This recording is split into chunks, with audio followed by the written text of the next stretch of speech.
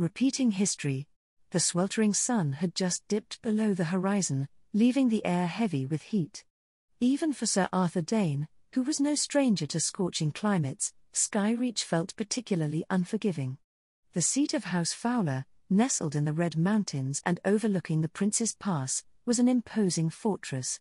Its towers seemed to stretch toward the sky, as if trying to live up to their name. Jagged peaks surrounded the castle, casting long shadows that only added to the place's stark atmosphere. Arthur had never been to Skyreach before, despite its proximity to Starfall. Now, as he stood outside a chamber within its stone walls, he felt a tension unlike any he'd faced in battle. Another scream pierced the air, making him flinch. He had 2 sisters and had seen enough births to know it was never easy, but hearing it firsthand was different. The northern lady inside was one of the toughest people he knew, yet her cries of pain had been echoing for hours. The maester had kicked Arthur out of the room at the very start, and he wasn't sure if he was more upset or relieved. Since then, he'd been pacing the hallway, anxiously waiting for any news. The wet nurse had told him it wouldn't be long now. The child of his prince would soon be born, and Arthur could only hope the baby would be healthy. But with that hope came doubt.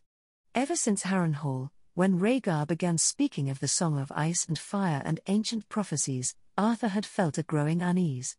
Rhaegar had always been drawn to books, but in recent years, it was the tales of legends and prophecies that consumed him.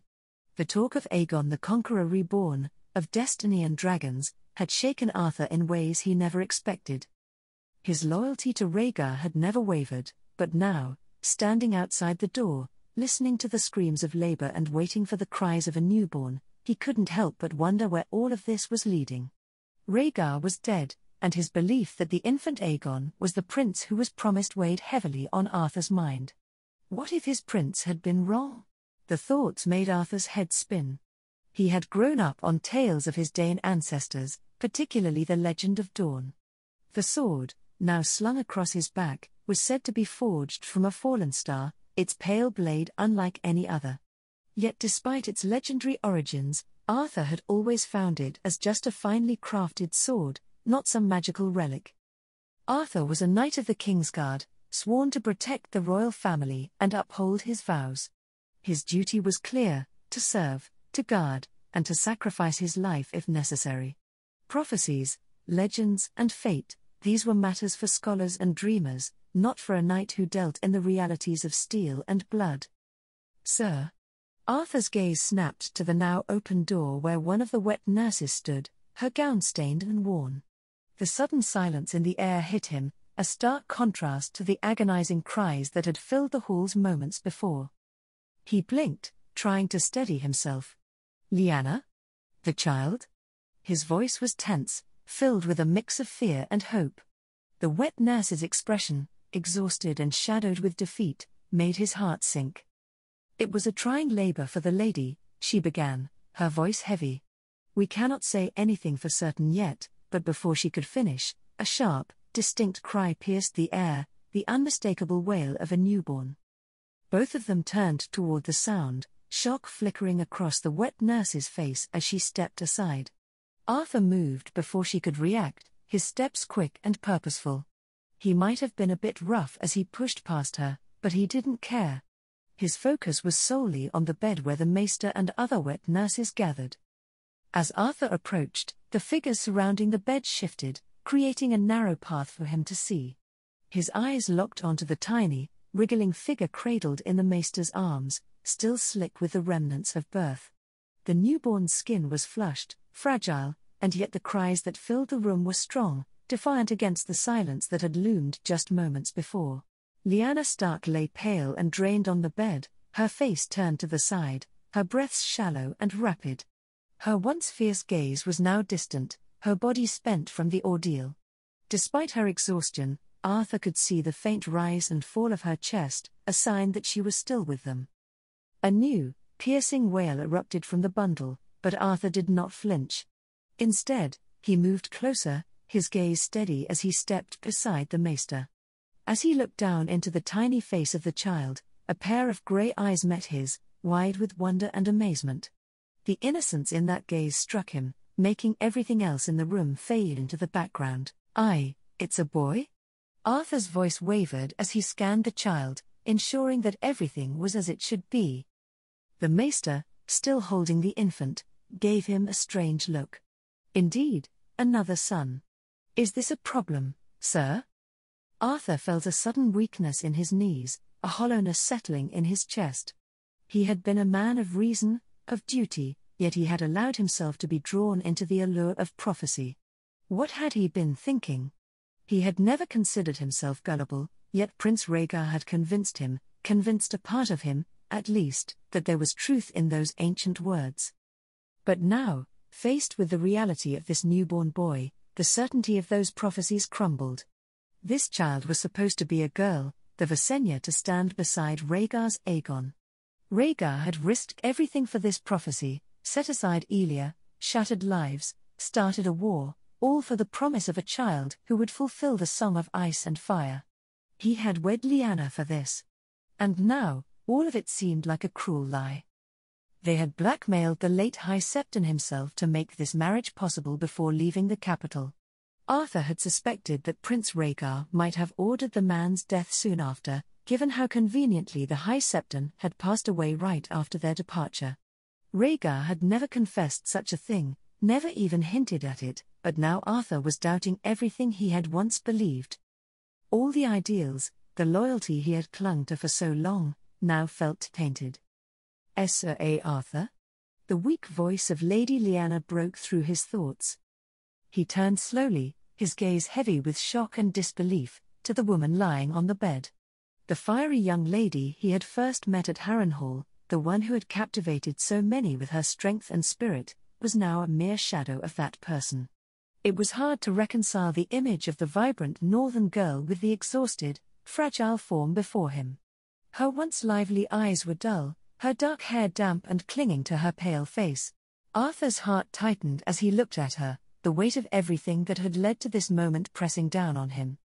The choices that had been made, the lives that had been upended, and the lies that had been told, all for a prophecy that now seemed hollow. Yet here she was, her strength sapped but still fighting to hang on, calling out to him. He stepped closer to her side, his voice gentle but strained. "I'm here, my lady." She smiled weakly, though it was more a shadow of a smile, strained and fading. Lyanna's voice faltered as her eyes drifted to the maester and the newborn boy. Her gaze lingered on the child, her expression torn between exhaustion and something deeper, a mother's instinct to protect. You must promise me something," she whispered, her voice barely above a breath. Arthur followed her gaze, his eyes settling on the infant. "Anything," he replied, his voice thick with emotion. In that moment, Arthur felt the weight of all that had transpired press down on him like never before. The honor he had sworn to uphold had been tarnished, his loyalty twisted in the name of prophecy. The lives lost, the choices made, they all led to this fragile, innocent life now lying in the maester's arms. No amount of action could repay for the damage done, but Lyanna was innocent in all this. He knew that whatever Lyanna asked of him, he had to do. It was the least he could do after everything that had been sacrificed and lost over a prophecy that now seemed pointless. This was his chance to make things right, even if just a little. Sir Arthur swayed with the rhythm of the waves as he sat in the small cot. His eyes remained fixed on the precious bundle before him. The child, his charge, lay peacefully amidst the gentle rocking of the boat, unaware of the world outside and the dangers that loomed. The little prince was just over a moon old, his tiny form cradled securely within the cot. He had been named Jaehaerys, in honor of the old king, though not the second of that name. The father of late King Aerys, and the infant's great-grandfather, was no man to emulate. This boy would never be king. The events of the past few years had soured any hope Arthur once held. Things had been grim under Aerys, but back then, Arthur had clung to the belief that Rhaegar's reign could bring a better future. That hope had died with Rhaegar on the Trident. Whatever kind of king Rhaegar might have been, it no longer mattered. A new power now ruled in King's Landing, and the entire realm had shifted. The half-brother of this child now wore the crown, in name at least. But like Tywin Lannister before him, the true power rested with the hand. Unlike Tywin's era, however, there was now no single adult Targaryen left to challenge that authority. For years to come, the dynasty would remain powerless. Even during the troubled reign of Aegon III, the Targaryens had powerful loyalists, lords who kept their cause alive alongside the Regency Council. But now, the realm was fractured, not by internal struggles within House Targaryen, but by outside challenges. The once unthinkable had happened, with power slipping from the dragon's grasp into the hands of others. And the man who now held that power was someone Arthur only knew through his connection to Prince Rhaegar, a figure who had risen higher than anyone could have anticipated when they had first crossed paths at Harrenhal. Arthur was a knight, not a lord like his elder brother, but he wasn't entirely ignorant of the game. He understood enough to see the dangers ahead. Yet, one thing troubled him deeply: he knew little about Christopher Mudd. Was he a true loyalist to the crown, or just a lucky opportunist who had seized his moment? Arthur had no idea, and that uncertainty gnawed at him. After Lady Lyanna's passing at Skyreach, Arthur had taken the boy and made his way to Starfall. His ancestral home was much the same as when he had left years ago to join the Kingsguard. The towering walls and familiar halls brought a fleeting sense of comfort. His elder brother, now the Lord of Starfall, had grown more reserved since their father's death, an event that had occurred not long after Arthur had donned the white cloak. Despite the distance that time and responsibility had created, his brother greeted him warmly upon his return. From one of the towers, Arthur's sisters had rushed out, their faces lighting up as they spotted him. They had thrown themselves into his arms, their laughter echoing through the courtyard, a rare sound in these troubled times. But their attention quickly shifted to the infant he carried, their coos and gentle touches easing some of the tension that had weighed on Arthur's shoulders. For a moment, a thought crept into his mind: what if he simply stayed here? What if he convinced Lord Fowler to say that both Lyanna and the child had died? He could raise the boy here, far from the dangers of King's Landing, surrounded by family who would love and protect him. But those fleeting hopes evaporated when his brother handed him a letter, the seal unmistakable. It was signed by the Lord Hand and the Lord Commander, ordering Arthur to return to King's Landing with the prince and deliver him to his half-siblings. Duty, once again, called him away from the peace he sought. The future he had briefly imagined dissolved, replaced by the harsh reality of what was required of him. The next day, they boarded one of his brother's ships, the Falling Star, and set sail. Arthur was relieved to find that the crew were loyal Dane men, and the captain was someone he trusted, a veteran who had served under his father before his death.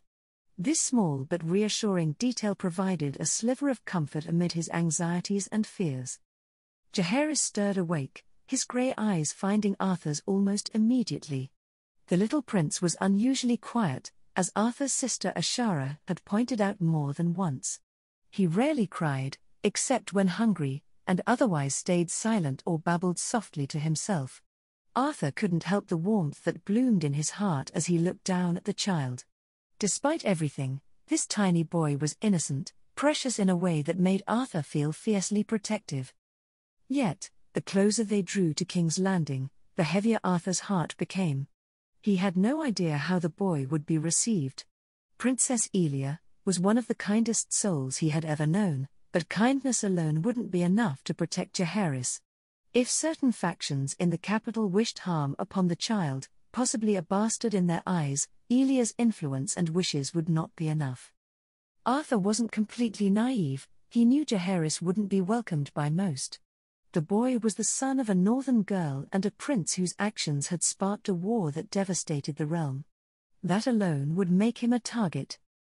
How would the hand of the king, Christopher Mudd, treat him? Would he see the boy as a potential pawn or a threat to his position? Then there was Lord Tyrell. Would he view Jaehaerys as a danger to the betrothal of his daughter to King Aegon, a rival claimant that enemies of House Tyrell could rally behind? Even Princess Elia, despite her likely acceptance of the boy, couldn't guarantee his safety. Her brother, Prince Doran, was committed to keeping his nephew on the throne, but would he resort to darker measures to ensure no other Targaryen could challenge Aegon's reign? The capital was a nest of vipers, each with their own agenda. Arthur knew that within its walls, countless factions would see Jaehaerys either as a pawn to be used or a threat to be eliminated. The ship had passed Greenston, and the captain estimated they would reach Blackwater Bay within the week. With each passing day, Arthur felt the sand slipping through the hourglass, the weight of approaching decisions pressing on him. Jaehaerys' eyes slowly fluttered closed, slipping back into the realm of sleep and dreams. Arthur watched the boy's tiny chest rise and fall in peaceful slumber. The calmness of the moment was a rare gift, and Arthur allowed himself a brief respite from the worries that constantly gnawed at him. As the minutes passed, the steady rhythm of the ship's movement and the gentle glow of the few lit lamps in the cabin began to lull him. The sun had disappeared beyond the horizon an hour ago, leaving only darkness outside and a quiet stillness within. Finally, Arthur decided it was time to rest as well. He leaned back, closing his eyes, letting the exhaustion of days spent on edge wash over him.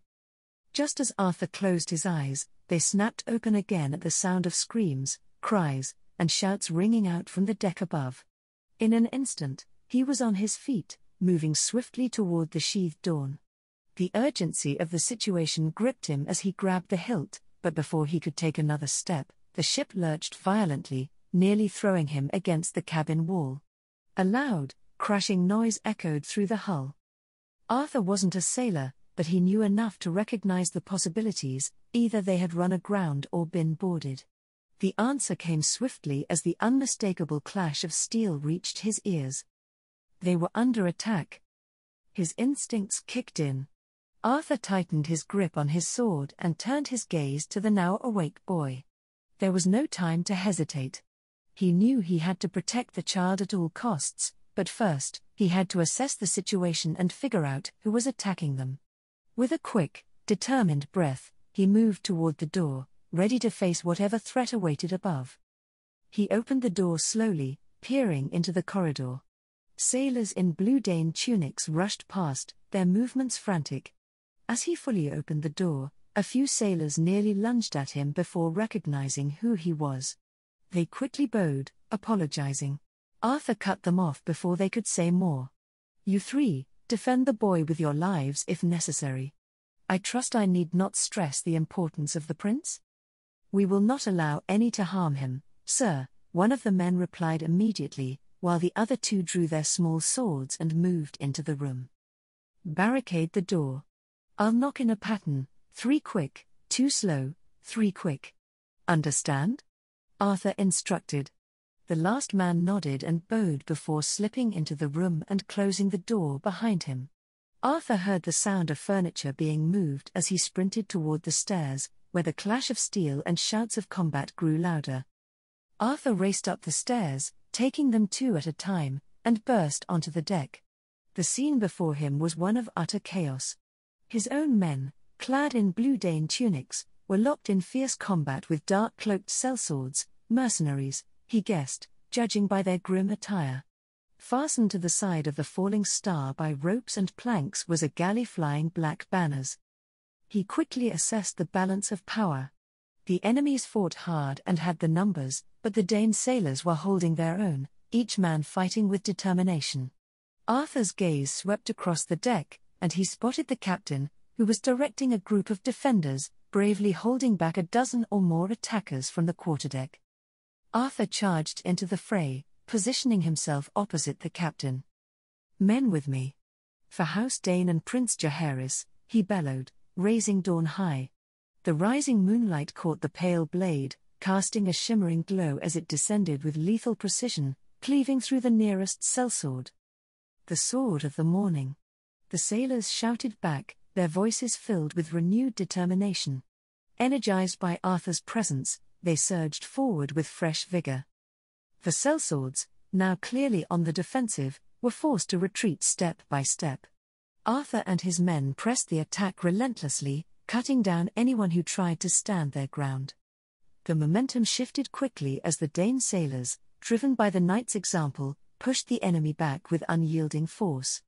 The sellswords were completely caught off guard by Arthur's rallying cry and charge. The battle was over within the hour.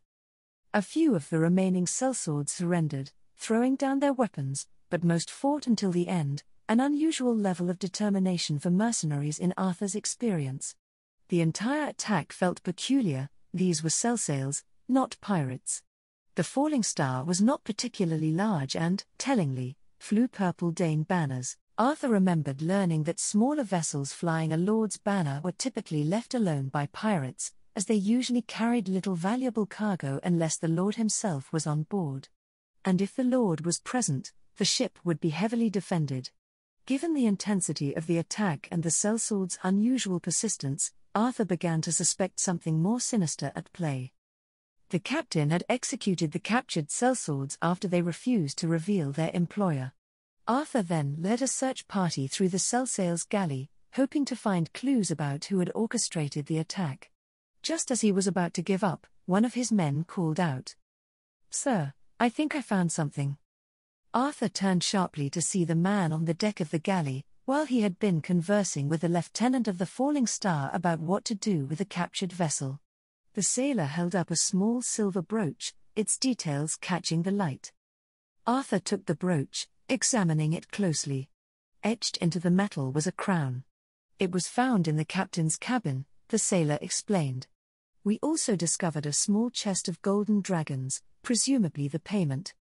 All the evidence pointed toward a Westerosi lord, and at that moment, Arthur could only think of one who used a crown as his symbol. Had he really believed that a mere band of sellswords could overwhelm him and the ship? If his suspicions were correct, then King's Landing was no longer a viable option. The threat extended beyond just one city. If his assumption was accurate, the entire continent might be a risk. Arthur had truly not thought Christopher Mudd to try something like this, but the evidence was before him. It appeared like Prince Jaehaerys was at greater threat than he had thought. Faced with this grim realization, Arthur was left with only one choice: he had to ensure the safety of his charge by seeking refuge elsewhere. Though he had never been to Essos, it seemed he now had no choice. Arthur turned to the lieutenant, who was examining the brooch. "We're heading for Lys. My brother has connections there, if I'm not mistaken." The lieutenant's eyes widened in surprise, but he quickly nodded. "Are you certain, sir?" "Inform the captain. I'll have the men clear out the galley and cut it loose." "Yes, sir," the lieutenant replied, hurrying back to the cog. Arthur sighed as he looked down at Dawn, the blade still streaked with blood. With a resolute motion, he reached behind and tore off his white cloak. House Targaryen no longer ruled, and the world he had once sworn to protect had changed beyond recognition. But one duty remained clear in Arthur's mind: his charge. If he never returned to Starfall, it would be a sacrifice worth making if Jaehaerys could be kept safe. This was now his true oath, a vow as unbreakable as the steel in his hand. The boy wasn't his by blood, but that didn't matter. Arthur couldn't live with himself if he abandoned the child. Jaehaerys was an orphan, but Arthur would ensure that he lived, and that he had a future. Arthur wiped Dawn clean with the white cloak, the fabric quickly staining red with blood. Christopher gazed out across the sprawling cityscape. From the Tower of the Hand atop Aegon's high hill, the maze of houses, squares, and winding streets appeared as mere miniatures beneath him. In that moment, he understood how easily high lords and kings could forget the small folk. From this height, they seemed insignificant, nothing more than ants scurrying about their lives, barely distinguishable from the stone and mortar that surrounded them. He let these thoughts linger, considering the allure of such power, before shaking his head to dispel the notion. Foolishness. Christopher was acutely aware of the strength of the small folk, of the lines that no ruler could afford to cross. While he often spoke of his noble heritage to appease the prideful lords, he knew that his rise to power had little to do with bloodlines and everything to do with his own cunning and ambition. The lords might grumble, but they found solace in the idea that his supposed royal lineage made his ascension more palatable for them. Yet Christopher had never found solid proof to validate his claims. His grandsire had been utterly convinced of it, and the tale had been passed down from father to son for generations. But in truth, it mattered little to him. Whether the story of his noble blood were true or not, they served his purpose. And was it really so different from the grandiose legends that other noble houses spun to justify their own rule? His gaze shifted downward to the courtyard below, where servants, soldiers, and knights bustled about, preparing for their imminent departure. It had been nearly a moon since Prince Oberyn had arrived from Storm's End, and the keep had been a hive of activity ever since. Christopher's eyes lingered on the rotting skull of Stannis Baratheon, still mounted on the walls of the Red Keep, a grim reminder of the Dornish victory. Renly, Stannis's younger brother, hadn't adjusted well to life as a hostage. Christopher had crossed paths with the boy a few times, but their interactions were strained and uncomfortable.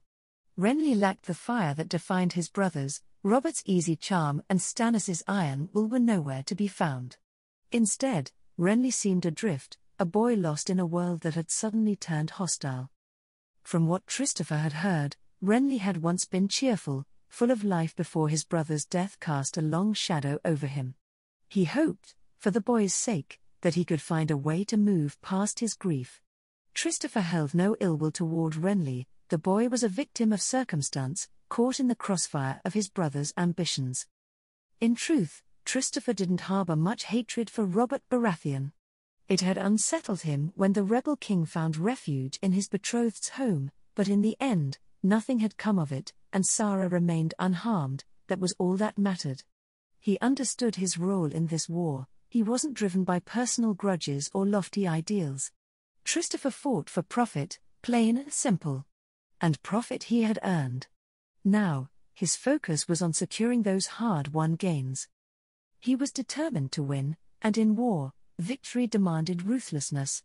The truth was harsh, but Christopher accepted it. Those who lost rarely escaped unscathed. Mercy was a coin spent sparingly, and he would not squander it without cause. Now, he turned his gaze north, where the fate of his ambitions would be decided. Victory or defeat awaited him there. He had no intention of letting the conflict drag on. What he sought was a decisive battle to end it once and for all. A knock on the door of his solar pulled him from his thoughts. He turned, curious as to who would seek him at this hour. Adam was busy preparing for the march, organizing the men and supplies. Robin, perhaps? But no, Robin was occupied with familiarizing himself with the gold cloaks, ensuring that Lord Mace Tyrell and his men wouldn't seize control of the royal family and the Red Keep in Christopher's absence. In recent weeks, Adam had reported the unsettling presence of Tyrell men at arms patrolling closer and closer to Maegor's Holdfast and the royal chambers. The Rose Lord, it seemed, had grown tired of merely following orders. Ambition had bloomed within him, and Christopher knew that Mace Tyrell was no longer content to simply support him. Now, he sought his own advantage. They had yet to speak, despite Lord Mace's attempts to arrange a meeting. Their last opportunity had been interrupted by the arrival of Prince Oberyn, and since then, Christopher had been consumed by preparations and planning, leaving little time for the Tyrell Lord. Not that he was eager to engage with the self-important Mace Tyrell. The man's inflated sense of worth grated on him, and Christopher had little patience for it. He recalled Randall Tarley's blunt assessment of the man's failures. Lord Mace had botched the chance to rout the rebels on the King's Road and had let Robert Baratheon slip through his fingers, nearly jeopardizing the entire battle. If not for the timely arrival of Lord Brune and the Crackclaw host, the day might have been lost. Yet, despite his shortcomings, Mace Tyrell remained the most powerful lord in the Seven Kingdoms. Christopher could only thank the gods that the Reach was held together by the thinnest of threads. Had the region been more united under Tyrell's banner, Christopher would have had every reason to fear a coup. The threat lingered, but the delicate balance of power kept it at bay, for now. Christopher knew he needed to solidify his position and become a true lord soon, or the tenuous hold he had on power would slip away. His rise had been meteoric, but without a legitimate title, it was fragile. The highborn lords were all too eager to see him fall, and even his allies might take a certain satisfaction in watching the lowborn upstart fail. If he stumbled, it would reassure them that his success was a fluke, a stroke of luck they needn't envy. Another knock echoed through the room, and Christopher, momentarily jolted from his thoughts, realized he had neglected to respond. He approached the door with measured intent, opening it neither too quickly nor too hesitantly, striking a balance between uncouthness and weakness. When Christopher opened the door, Princess Elia's presence filled the doorway. Her beauty was undeniable, her bronzed complexion glowing under the light. She looked momentarily puzzled, her delicate eyebrows furrowing slightly, before a warm smile spread across her face. "Your Grace. How may I assist you?" Christopher asked courteously, allowing his gaze to briefly flicker past her to see if she had an entourage. He noticed the white cloak of either Sir Valtry's or Jeremy stationed at the stairway, but otherwise, she was alone. She met his eyes with a teasing glint. "Why so formal? I assure you my brother is unaware of this visit. I thought we were past your Grace by now. Haven't we become friends?" Her tone was light, but there was an elusive spark in her dark eyes that Christopher couldn't quite identify. "I was merely maintaining appearances, Elia," he replied, a hint of a smile tugging at his own lips. Her smile widened at his words. "Please, come in. I would not keep you standing out here," Christopher said, stepping aside to invite her in. "How noble," Elia teased as she walked into the room. Christopher closed the door with a wry smile and followed her inside. "Is something wrong with Aegon or Rhaenys?" Elia turned to face him, her expression thoughtful. "They're already lamenting your departure. Your visits are always eagerly anticipated by the children." Christopher was aware of this. Since his first visit following the Battle of the Gate, he had made a point of spending time with the children. After the assassination attempt and his encounters with Sir Amry Lorch and the Mountain, he had sensed a particular bond with Aegon and Rhaenys. Aegon had quickly become quite attached to him, while Rhaenys had been more reserved, still haunted by memories of her father. Over time, however, both had come to see him as more than just another lord or noble. Christopher wouldn't deny that he had grown fond of the children. He had a need for his own, but in another life, he might have found satisfaction in the connections he had built here. Still, he often felt awkward and out of practice, his days of playful games long gone. His recent years had been dominated by a facade of maturity and seriousness, and interacting with the children required an adjustment he knew amused Elia. "You're here for something else, aren't you?" "I've already said my goodbyes to them," Christopher deduced, watching as Elia nodded, holding his gaze. She hesitated, her expression conflicted, her teeth worrying her lower lip as if she were weighing something. Finally, she spoke. "The children won't be the only ones missing your presence." This was something they had skirted around but never addressed directly.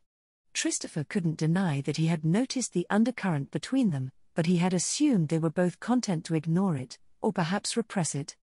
Her dark eyes were filled with a mix of nervousness, doubt, and something that felt like hope.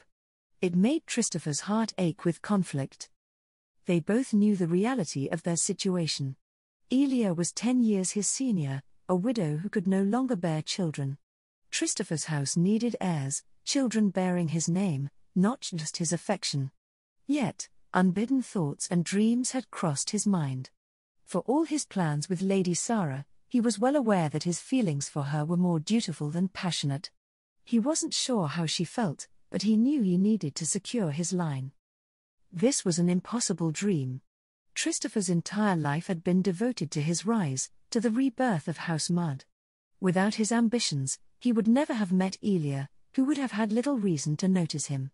Now, as his aspirations were so close to fruition, to abandon everything for this, his thoughts were interrupted when Elia's soft lips touched his. The kiss was gentle, filled with emotions he couldn't fully articulate but felt deeply. He reciprocated, but she pulled back with a trace of hesitation, her eyes brimming with both happiness and pain. A part of him longed to do everything in his power to ease that pain, but another part of him recognized the cost of such a choice. Their gazes locked, and he knew they both understood the decision he had made, even before he spoke. "To bring you luck and hopefully ensure your safe return," Elia said softly, her voice heavy with unspoken words. "Even when I return," Christopher's rough voice was cut off as Elia placed a finger gently on his lips. "I know," she said quietly. "The gods are cruel, but they could not deny me this moment. I will never forget it. Christopher remained silent for a moment, then nodded. Neither will I. He couldn't find the words to express the turmoil within him, regret, steely resolve, and a burgeoning love all tangled together. Elia offered him one last, sad smile before turning toward the door. She opened it, then paused, glancing back at him. I will pray for you. If you don't return, she started, her voice catching. She took a deep breath, then walked out, the door closing with a heavy thud behind her. Left alone, Christopher was overwhelmed by a wave of emotions. He felt a deep sense of loss and the weight of his decisions pressing down on him. He had sacrificed something precious, causing pain to Elia, and he could only hope that, in the end, all these sacrifices would prove to be worth it. If it turned out to be a mistake, if he were to come to regret this decision, he couldn't dwell on it. He had set himself on this path, and there was no turning back now. The stones of the King's Road were still stained red, bearing the scars of battle and death. As Christopher's forces marched past the village of Briarwood, the villagers watched with palpable anxiety. Their apprehension was understandable, given the horrors they had witnessed during the last confrontation. Yet, this time, there would be no battle here, the fighting lay further north. Christopher's heart had been heavy since they left King's Landing 4 days ago, but he managed to keep his mind busy with logistical tasks. Caravans of food followed them from the city, ensuring a steady supply. This way, they could avoid excessive foraging, sparing the local villages from the usual hardships that came with an army on the move. A letter had arrived from Willowwood, where Lord Roger Ruger and his castle were under siege by the rebel forces. According to the besieged lord, the banners of Baratheon, Tully, Arryn, Swan, Caron, Piper, Bracken, and numerous vale houses flew above the heads of the 20,000-strong army camped outside his walls. Lord Ruger had pleaded for aid, but Christopher and his commanders agreed that sending a reply would be pointless. They were already on the march. Perhaps they could gain a day or two of surprise if their movements went unnoticed by the rebels. Still, there would be no chance for an ambush. Christopher knew there were few ways to conceal the march of 30,000 men, and none of those options were available to him now. Christopher rode at the head of the column, flanked by a small group of commanders and nobles. To his right was the severe Lord Randall Tarley, his grim demeanor unyielding since their departure. Behind them rode Lord Commander Gerald Hightower, reluctantly appointed as Christopher's personal Kingsguard for the duration of the march. Sir Valtries and Sir Jeremy had been left behind in King's Landing to protect the children and Princess Elia, but it was Elia herself who had insisted that Hightower accompany Christopher. The Lord Commander had been hesitant to leave the royal family once again, his duty to them weighing heavily on him. Hightower's apprehension only deepened when the ship carrying Sir Arthur Dane and Lady Lyanna's son failed to arrive in King's Landing.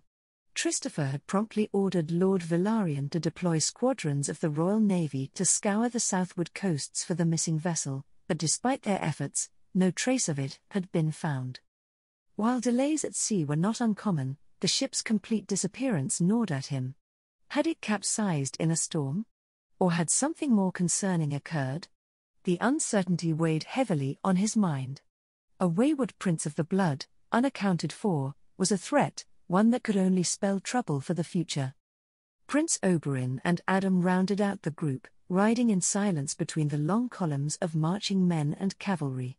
The steady beat of hooves and boots on the road was the only sound as they pressed northward. Further back, Lord Mathis Rowan led the rearguard, accompanied by a few minor reach lords, ensuring the army's rear remained secure. The Dornish lords, Lord Franklin Fowler and Lord Harmon Uller, had finally arrived in King's Landing just before the march. They now commanded the Dornish spears and horse, their units moving in disciplined formations along with the rest of the army. Christopher noticed Lord Randall glancing his way, clearly seeking his attention. He turned to the seasoned commander. 2 more hours of marching, Randall stated, his tone direct. Where do you intend to set up camp? Christopher thought back to the northern Crownlands, recalling what he could of the terrain and holdings. The next holding is Butter Hall, but that's still a few days away. Between that and Brindlewood lies Sow's Horn, but with a host this size, it would be impractical to stray from the King's Road. Lord Randall considered the suggestion with a thoughtful hum. So, will we simply set up camp in a clearing then? Christopher recalled an inn, not far off. While most of the men would need to camp outside, it could offer some shelter and provisions for the nobles. Plus, it would be a welcome chance to see Elinor again, even if their reunion would be far from simple. There's an inn called the Ivy Inn, not too far from here, maybe a little over 2 hours at our current pace, he said. Randall met his gaze for a moment, then nodded. It would be wise to offer the men a morale boost when we can. It is decided then, Christopher concluded simply. The inn looked much the same as it had 3 years ago, though Christopher noted a few new planks patched into its walls, likely from recent repairs. Otherwise, it was unchanged. The stable had a few horses tied up, but it was far from full. Christopher and the other lords claimed the remaining stalls for their own mounts. The army would be arriving shortly, and soon the men would begin setting up camp nearby. Prince Oberyn, along with several Dornish lords, had convinced Christopher to ride ahead and inform the innkeeper of their arrival. While it was a reasonable pretense, Christopher doubted the inn wasn't already well aware of the approaching host. In truth, it seemed more an excuse to enjoy a drink and relax while the men handled the work of setting up camp. He had to admit, the idea was tempting, and it had certainly factored into his decision to ride ahead. Another factor weighed on Christopher's mind as he stepped into the welcoming hall of the inn, the person now standing before him. Despite his complicated feelings for Elia, Christopher couldn't deny the way his heart quickened at the sight of Elinor behind the bar. Her eyes widened in surprise as they locked onto his, the shock clear on her face. He hadn't seen her in years, but it seemed she had not forgotten him yet either. "Try Steve," she began, cutting herself off as the rest of his noble companions entered the room behind him. Christopher turned toward Prince Oberyn, whose raised eyebrow and the glint of amusement in his dark eyes were impossible to miss. While they were far from friends, there had been a begrudging civility between them ever since Elia had persuaded her brother that Christopher hadn't kept her in the capital against her will. Oberyn's amusement now only added to the tension in the air. "Find some tables," Christopher said, his voice steady but firm. "I'd appreciate a moment of privacy." Oberyn smirked but nodded, leading the others to a corner, though Christopher could feel their curiosity hanging in the air like a heavy fog.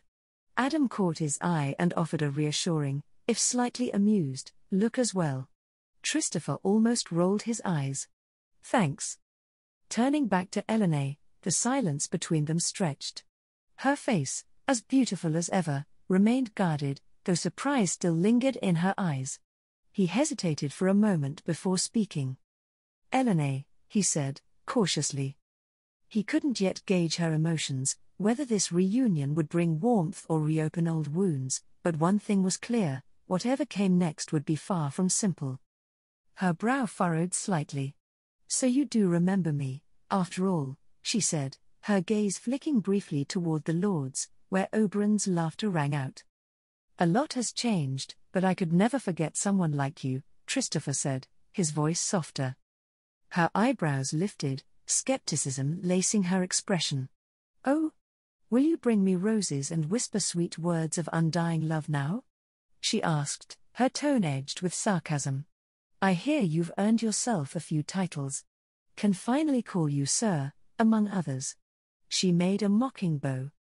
Christopher shifted awkwardly, shaking his head. "I'm afraid not. As much as you're a remarkable woman, it seems the gods had other plans for us." Elinor's frown deepened, her eyes flashing with anger. "The gods have nothing to do with it, you coward. I opened my heart to you, and you vanished without a word for years, abandoning me with—" She cut herself off abruptly, but the sting of her words lingered. He caught it, though, the implication behind her outburst. "With what?" His voice was tense, suspicion gnawing at him. He had an idea, but he wasn't sure if he wanted it confirmed. Elinor met his gaze, taking a deep breath.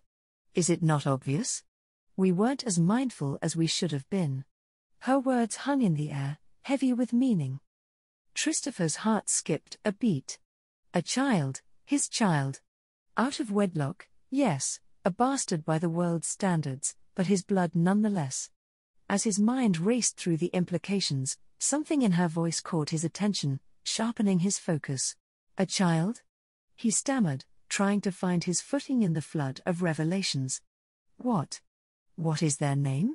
His words were halting, but his eyes narrowed slightly as he studied her. There was something in her tone, a bitterness that he feared wasn't just directed at him, but at their child. Eleanor's expression shifted, a mixture of frustration and hurt simmering just beneath the surface. His name is Tristan, she said quietly, her voice steady, though her eyes flickered with emotion as they searched his face, waiting to gauge his reaction. He's nearly 3 now. The weight of her words crashed over him. Nearly 3, the years that had passed since he last saw her suddenly felt more significant, filled with moments he'd missed, moments he didn't even know existed. He struggled to wrap his mind around it, around the fact that he had a son. Christopher's eyes flickered toward the door he remembered leading to her quarters. And would I be able to see him? His voice wavered slightly, and when his gaze returned to Eleanor's, it held a hint of desperation. If I had known. She cut him off, her eyes filled with doubt, and the glisten of unshed tears gathered at their corners. Would you have returned? Her voice trembled with emotion, but her words were sharp. You're the hand of the king now, Christopher. You live in a world so far removed from mine. We haven't lived in the same realm for a long time. They both knew the answer to that question. Christopher could still recall the nights when he'd shared his grand plans and ambitions with her, lying in the quiet of the inn. Eleanor had laughed, her eyes filled with a mix of admiration and amusement, humoring his lofty dreams.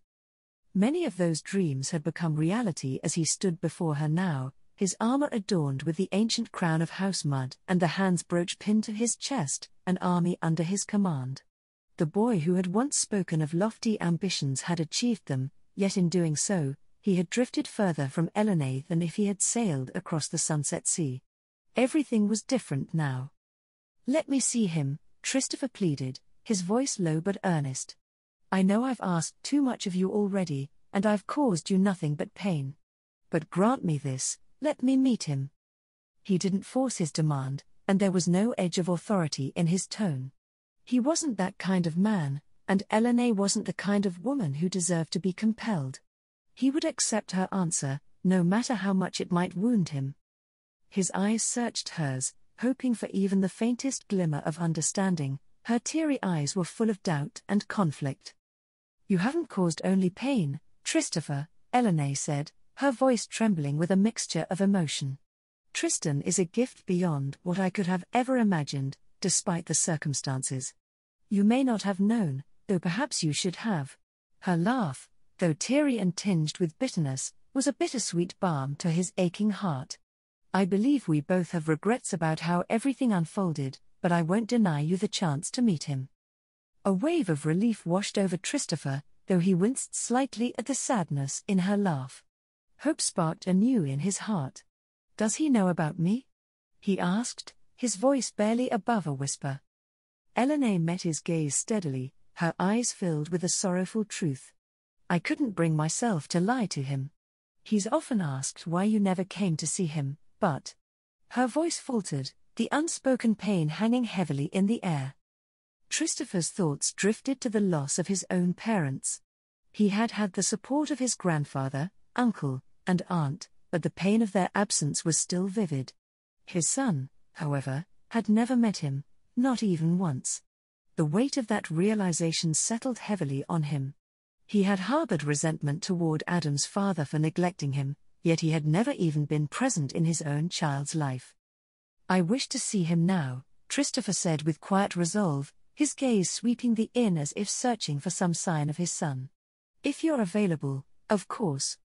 He had grown accustomed to giving orders and having them followed without question among his soldiers, but he reminded himself that this was not a command. Eleanor's gaze flickered briefly past Christopher before she nodded slightly. Doria, could you cover for me for a while? The woman who had approached responded immediately, of course, Eleanor. Doria's eyes flicked to Christopher, carrying a hint of distrust. Christopher couldn't recall if she had been there during his last visit, but her cautious demeanor suggested she might remember him. Without further delay, Elena moved around the bar and headed toward the living quarters.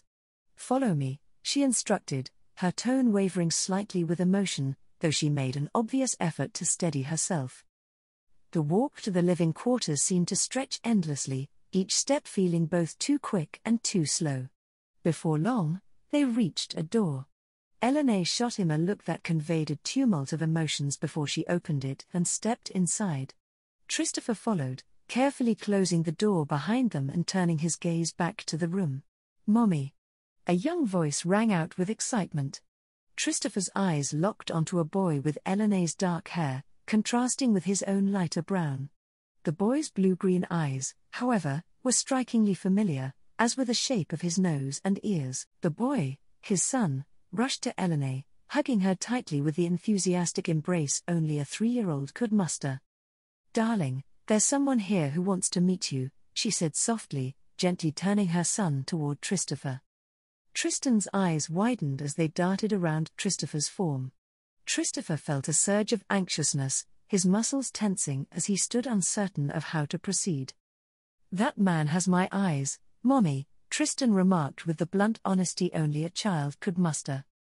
Elena looked down at Tristan, her voice tender. "His name is Christopher."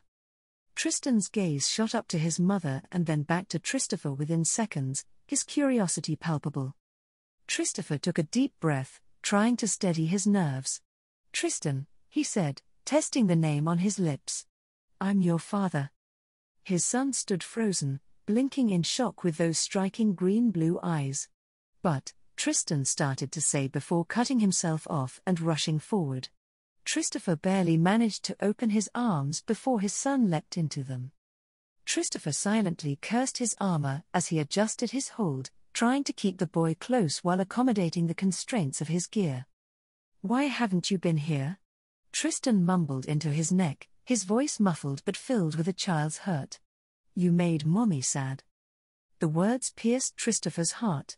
"I'm so sorry," he said softly, his voice trembling with emotion. "I'm so sorry, son." Tristan's breath came in shaky gasps, his small body trembling slightly. Will you stay?" Christopher knew the reality of his duties and the battle that awaited him, but he also made a decision in that moment.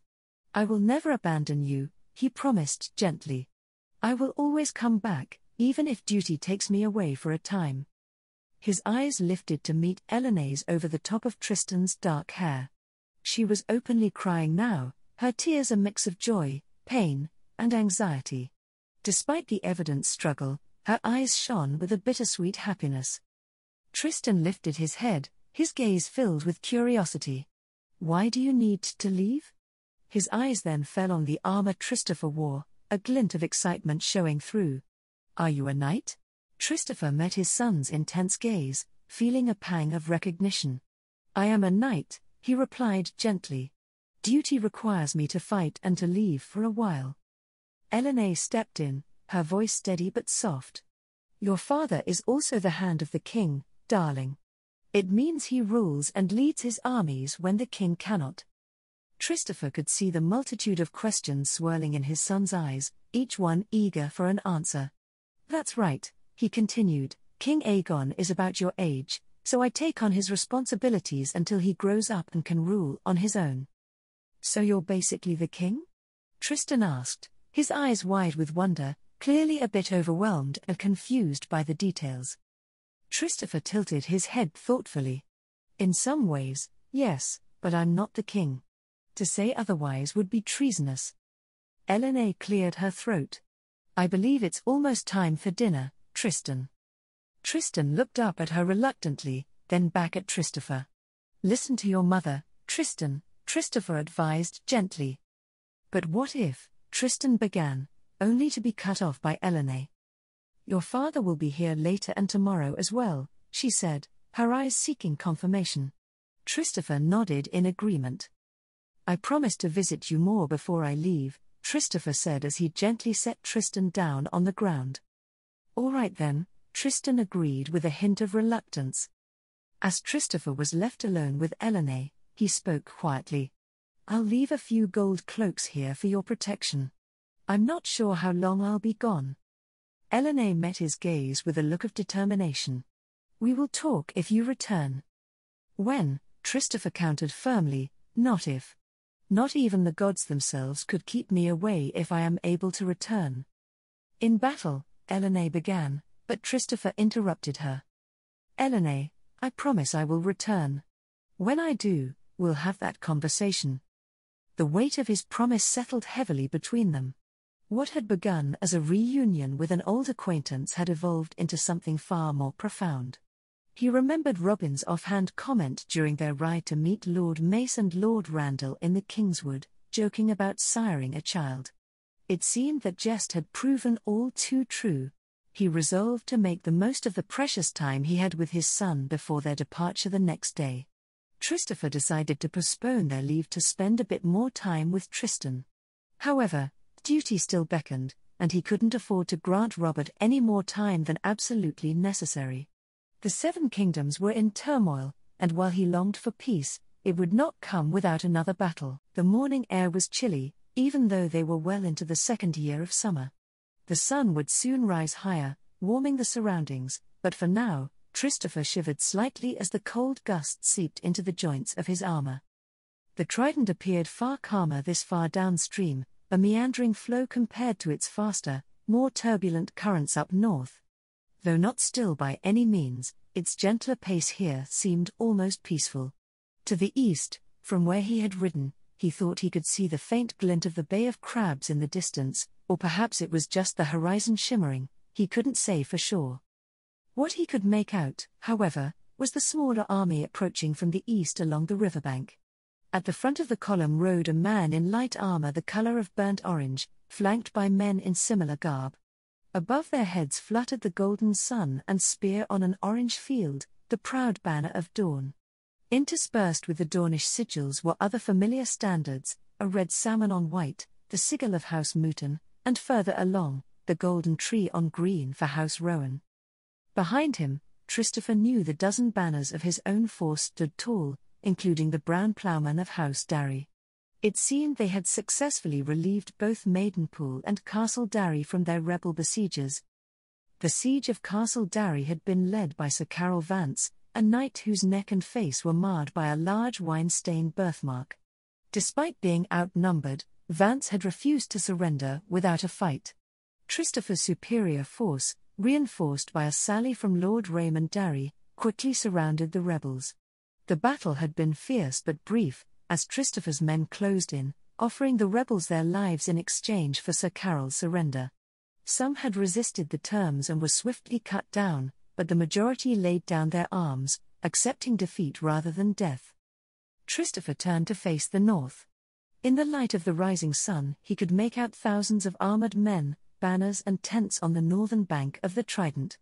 It was not possible to distinguish the banners, but he could imagine the black stag flying high along with the silver trout and blue falcon. The two armies, Robert Baratheon's rebels and his own, had camped the previous night on opposite sides of the Trident, with the river itself serving as a final barrier, a deadly obstacle that could spell defeat if not handled with utmost care. The water between them shimmered in the morning light, deceptively calm, yet it held the potential to turn into a graveyard if the crossing was miscalculated. Christopher's gaze shifted west, following the barely visible river road that snaked along the Trident. Both he and Adam knew of the ford farther upstream, beyond the infamous Ruby Ford where Rhaegar Targaryen had met his end, and with him, the hope of his army. The ford they had discovered further west had no name, an unremarkable crossing point they'd stumbled upon while traveling from Saltpans to Harrenhal. An old farmer had directed them there, pointing out the hidden path that could now become a crucial advantage, allowing Adam to flank the rebels and hopefully force them to rout. This plan hinged on Adam's timing. His cavalry needed to ford the Trident and circle back to the east in perfect synchronization with the battle's unfolding. They had to arrive at just the right moment, too early, and the surprise would be spoiled; too late, and the opportunity for a decisive strike would be lost. Adam had ridden out the previous night, guiding the cavalry through the shadows toward the lesser-known ford, their movements masked by the darkness.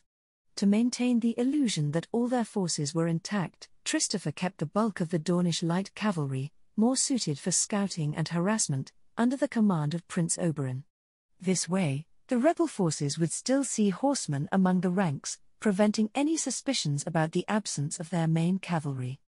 Despite his outward calm, Christopher was a knot of nerves. He tried to focus on the practicality of the plan, but hope alone wouldn't see it through. He knew too well that things rarely went as smoothly as one hoped on the battlefield. He had mentally prepared for the possibility of complications. River crossings were always fraught with risk, and timing was everything in this maneuver. Yet, there was no real replacement for the flanking force Adam commanded. Without their surprise attack from the rear, the battle's outcome would be far less certain. They had the numbers, but so had Rhaegar on that fateful day, and now, fate brought them back to this cursed ford. The Ruby Ford, named for the fallen rubies from the prince's armor when Robert Baratheon struck him down with his warhammer. History seemed to be repeating. Blood would once again returning to the waters of the Trident. Riders approaching from the north. Came the shout from behind him. Christopher turned to the river once more, spotting the small cavalry force flying a white banner alongside the sigils of Baratheon, Arryn, and Tully. The parley had arrived.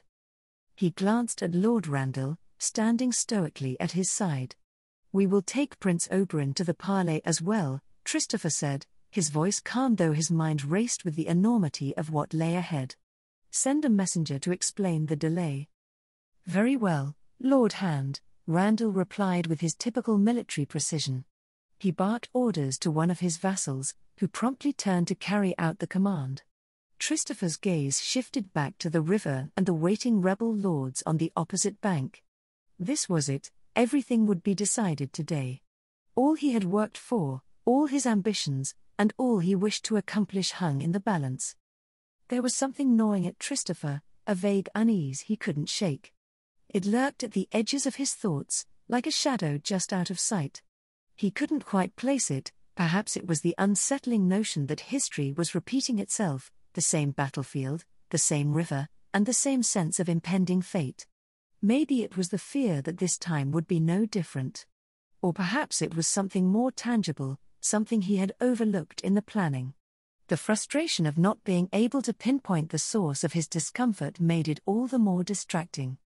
He forced his mind to focus on the war plans they had drawn up at Butter Hall. He and Lord Randall would lead the vanguard, fighting in the thick of the battle.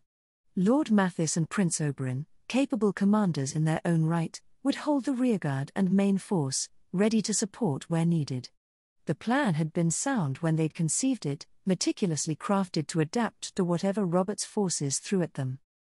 Christopher could only hope that Adam lived up to expectations, as he had so many times before. His brother in all but blood, leading the critical cavalry flank, held as much of their future in his hands as Christopher did. The vision of peace seemed so close, he could almost touch it. He would be the hand of the king, finally bringing peace to the Seven Kingdoms. And with peace, he would return to King's Landing and reunite with his son, raise him in the capital with all the care his children deserved.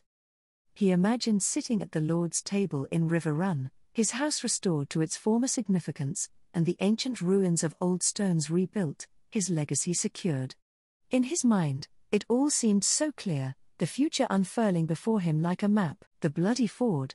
Christopher looked down at the dark river, its fast-moving waters carrying an ominous weight as the parley drew near. He knew that, by the end of the day, the river would be stained red with the blood of many good men, no matter how this meeting turned out. There was no avoiding it. Robert Baratheon wouldn't back down now, not even if the gods themselves demanded it. His fate had been sealed at the Trident. The Royalists saw it that way, and Christopher knew he would need to tread carefully in the war's aftermath if he hoped to make it out alive and keep any gains he could secure. Across the ford, Christopher could make out Robert, a massive figure on his horse, clad in black armor with a golden surcoat displaying the Baratheon stag. His helmet had antlers, a nod to his house's sigil. Beside him, on the right, stood the older Lord John Arryn in a light blue surcoat with the Arryn falcon. To Robert's left was Lord Hoster Tully, his surcoat marked with the silver fish of his house, though muddied from the road. Their vassals and bannermen stood behind them, waiting, though not too far back, ready to see what this meeting would bring. Christopher turned to his own party. To his right was Lord Randall Tarley, clad in heavy plate with a huntsman engraved across his chest, the hilt of his Valyrian steel sword, Heartsbane, jutting over his shoulder. On his left rode Prince Oberyn Martell, his usually sharp, light-hearted demeanor replaced by a cold, distant expression. His eyes were fixed on the rebel lords, the men responsible for his uncle Prince Lewin's death. Alongside them rode several notable Reach lords, Caswell, Ashford, Virewell, and Ambrose, their banners rippling in the wind. From the Crownlands came Lord Brune and Lord Crabbe, representing Cracklaw Point. The only Riverlord among them was Lord Titos Blackwood, who had joined their cause after the agreement Christopher had brokered. Lord Mathis Rowan had been left behind to oversee the main army, ready to strike if treachery reared its head. As they neared the riverbank, Prince Oberyn broke the silence, his gaze now fixed firmly on Christopher. "And how do you intend to conduct this parley, Lord Hand?" His voice carried a subtle edge, as if testing Christopher's patience, which was a frequent amusement of his. They were far from friends. Christopher remained lost in thought, but before he could respond, Randall Tarley spoke up from his other flank, his voice firm and uncompromising. "They are traitors. The block and the axe are the only terms we should offer." As their horses reached the river's edge, Oberyn shot Tarley an irritated glance, but Christopher signaled for the party to halt, the moment tense. He knew he needed to choose his words carefully. His lords hungered for justice and blood, but there was a delicate balance to maintain. The war might end today, but how it ended would shape the future, and his own survival, far beyond this parley. "They won't accept any terms," Christopher replied diplomatically, his tone steady. "It's folly to expect anything reasonable from them. But what interests me is hearing what they have to say. Robert Baratheon has tasted defeat and may be more cautious now.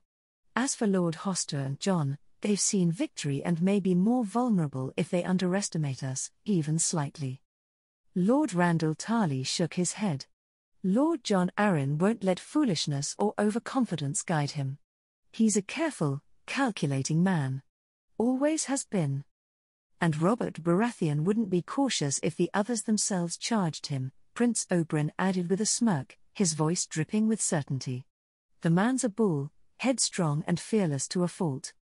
Christopher nearly let a smile slip, amused by how neatly they had aligned in their skepticism. They were right, of course. It would be foolish to think John Arryn rash or Robert Baratheon cautious. But allowing them to see things a little differently, to find common ground, had its uses. He was willing to lose a bit of face before his closest commanders if it brought them together against the true enemies. Small sacrifices now could yield much bigger gains later. "I appreciate your counsel, my lord, my prince," Christopher replied calmly, offering a respectful nod. His tone was courteous, but there was no mistaking the underlying resolve. His gaze shifted to the opposite bank, where the rebel lords sat restlessly on their horses, clearly wondering what was delaying the parley. With a soft click of his tongue, Christopher urged his horse forward. The charger, a powerful warhorse he had chosen himself from the Red Keep stables, stepped into the rushing river without hesitation. The water surged around the horse's legs, but it only reached halfway up to its knees. The beast moved through the current with ease, steady and sure-footed, as if the river was no more than a puddle beneath its hooves. Christopher watched as the rebel party urged their horses into the river, moving to meet them in the middle. The air between them felt thick with tension, the weight of what was to come pressing down on both sides. "Lord Christopher, is it now?" boomed Robert Baratheon, his deep voice carrying easily across the water. The hulking man in black armor gave a grim smile. "Lord Hand to the grandchild of the Mad King, what a rise." They stopped a little over 2 horse lengths apart, their entourages fanning out around them, the river running between. Christopher met his gaze coolly. "Don't expect me to call you king in return, Robert. You'll have to kill an infant and sit the throne for that, and those are two things you'll never do." His words were met with approving chuckles from his lords, a faint ripple of amusement in the charged atmosphere.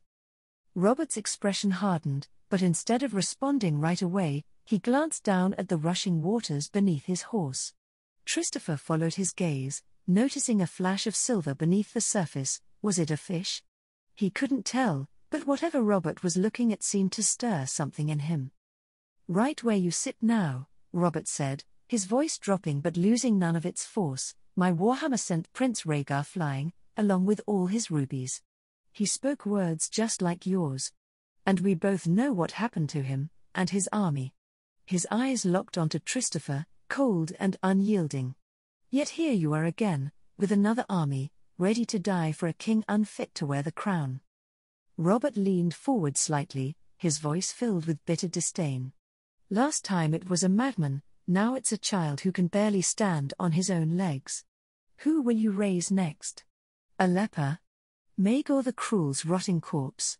His rhetorical question hung in the air, sharp and cutting. "You fight in the name of a rotting house," Robert growled, his voice rising as he addressed Christopher's party. "Dragons died a century ago, and it's long past time the Targaryens joined them in the dust of history. They are corrupt, tyrannical. Do you really believe this new Aegon will be any different? Summerhall was the gods' attempt to rid the world of them. Now, we'll finish the job, and topple this house of madmen, rapists, and tyrants." His eyes moved across Christopher's lords, pausing on each one as he spoke, the weight of his words meant to stir doubt and guilt.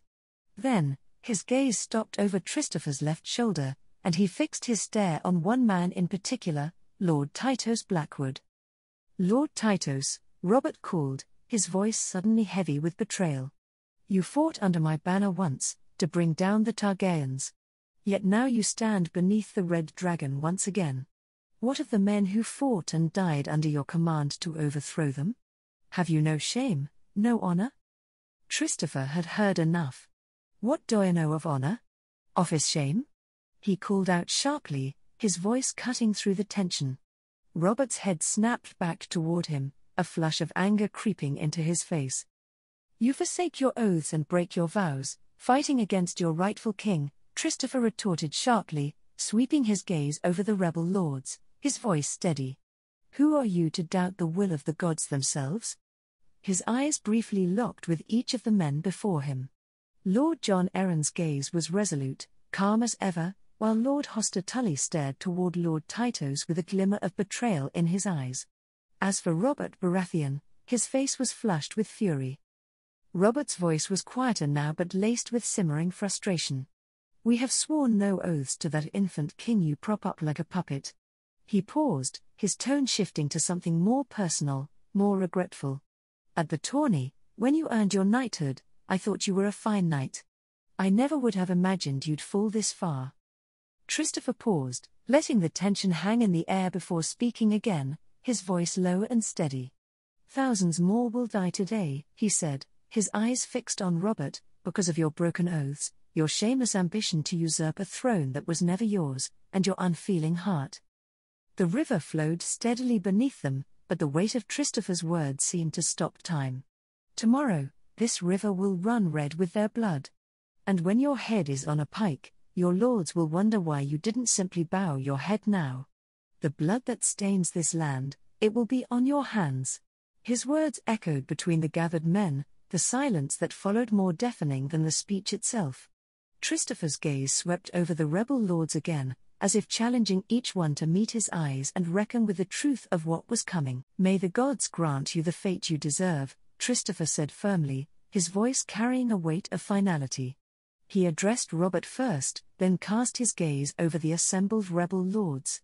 "The fate you all deserve." With that, he turned his horse with a sharp command, guiding it back toward his own side of the river.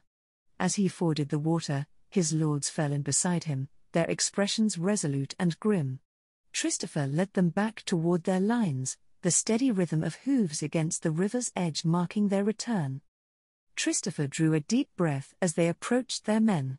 The intricacies of diplomacy, politics, and intrigue were now irrelevant. The battlefield demanded something far more primal, tactics, will, and sheer strength. Steel would clash with steel, and blood would flow. He cast a glance to the west, where his hopes now rested with Adam. He could only hope they had managed to cross the river by now. Adam gently tugged the reins, slowing his horse to a steady pace. The rising sun at their backs cast long shadows before him and his men, while the chill of the night gave way to the warmth of the day.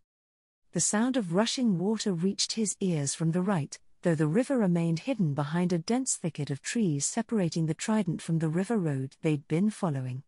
The night's hard ride had taken its toll on both men and horses, the weariness settling in despite the road being as good as one could hope for under the circumstances. Adam glanced toward his second-in-command, Sir Emeric Risley.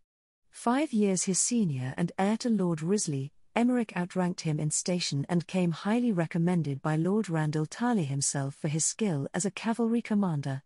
Christopher had wanted him in command, however. After some negotiation, a compromise had been struck. Adam would lead, with Sir Emeric as his deputy.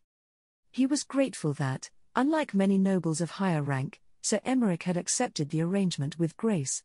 He had served admirably, offering his counsel when needed but never challenging Adam's authority in front of the men. "Are we nearing the ford, sir?" Emeric asked, noticing Adam slow his pace and glance his way. Adam pointed through the thick shrubbery. "We should see it soon, just around this last bend in the road. The ford's a bit deeper than most, which is why it sees less traffic." Sir Emeric nodded. "Very well." He turned to the men, raising a hand to signal a halt. "Men, Sir Adam says we're nearing the ford. Make sure all your gear is securely fastened to you or your horse, because if anything falls, you'll be swimming to fetch it yourselves. I hear the water's quite refreshing this time of morning, and I doubt any of you are eager for a dip in it." A few chuckles rippled through the ranks at the light-hearted remark, easing the tension of the ride and anxiousness for their destination. Adam turned his gaze back toward the ford as they resumed their ride. Sir Emeric struck a fine balance between stern disciplinarian and motivator, his moments of humor lifting spirits without undermining authority. A small part of Adam couldn't help but wonder if Christopher should have given command to Sir Emeric instead, with Adam serving as second. But those doubts had no place on the battlefield, and Adam knew it.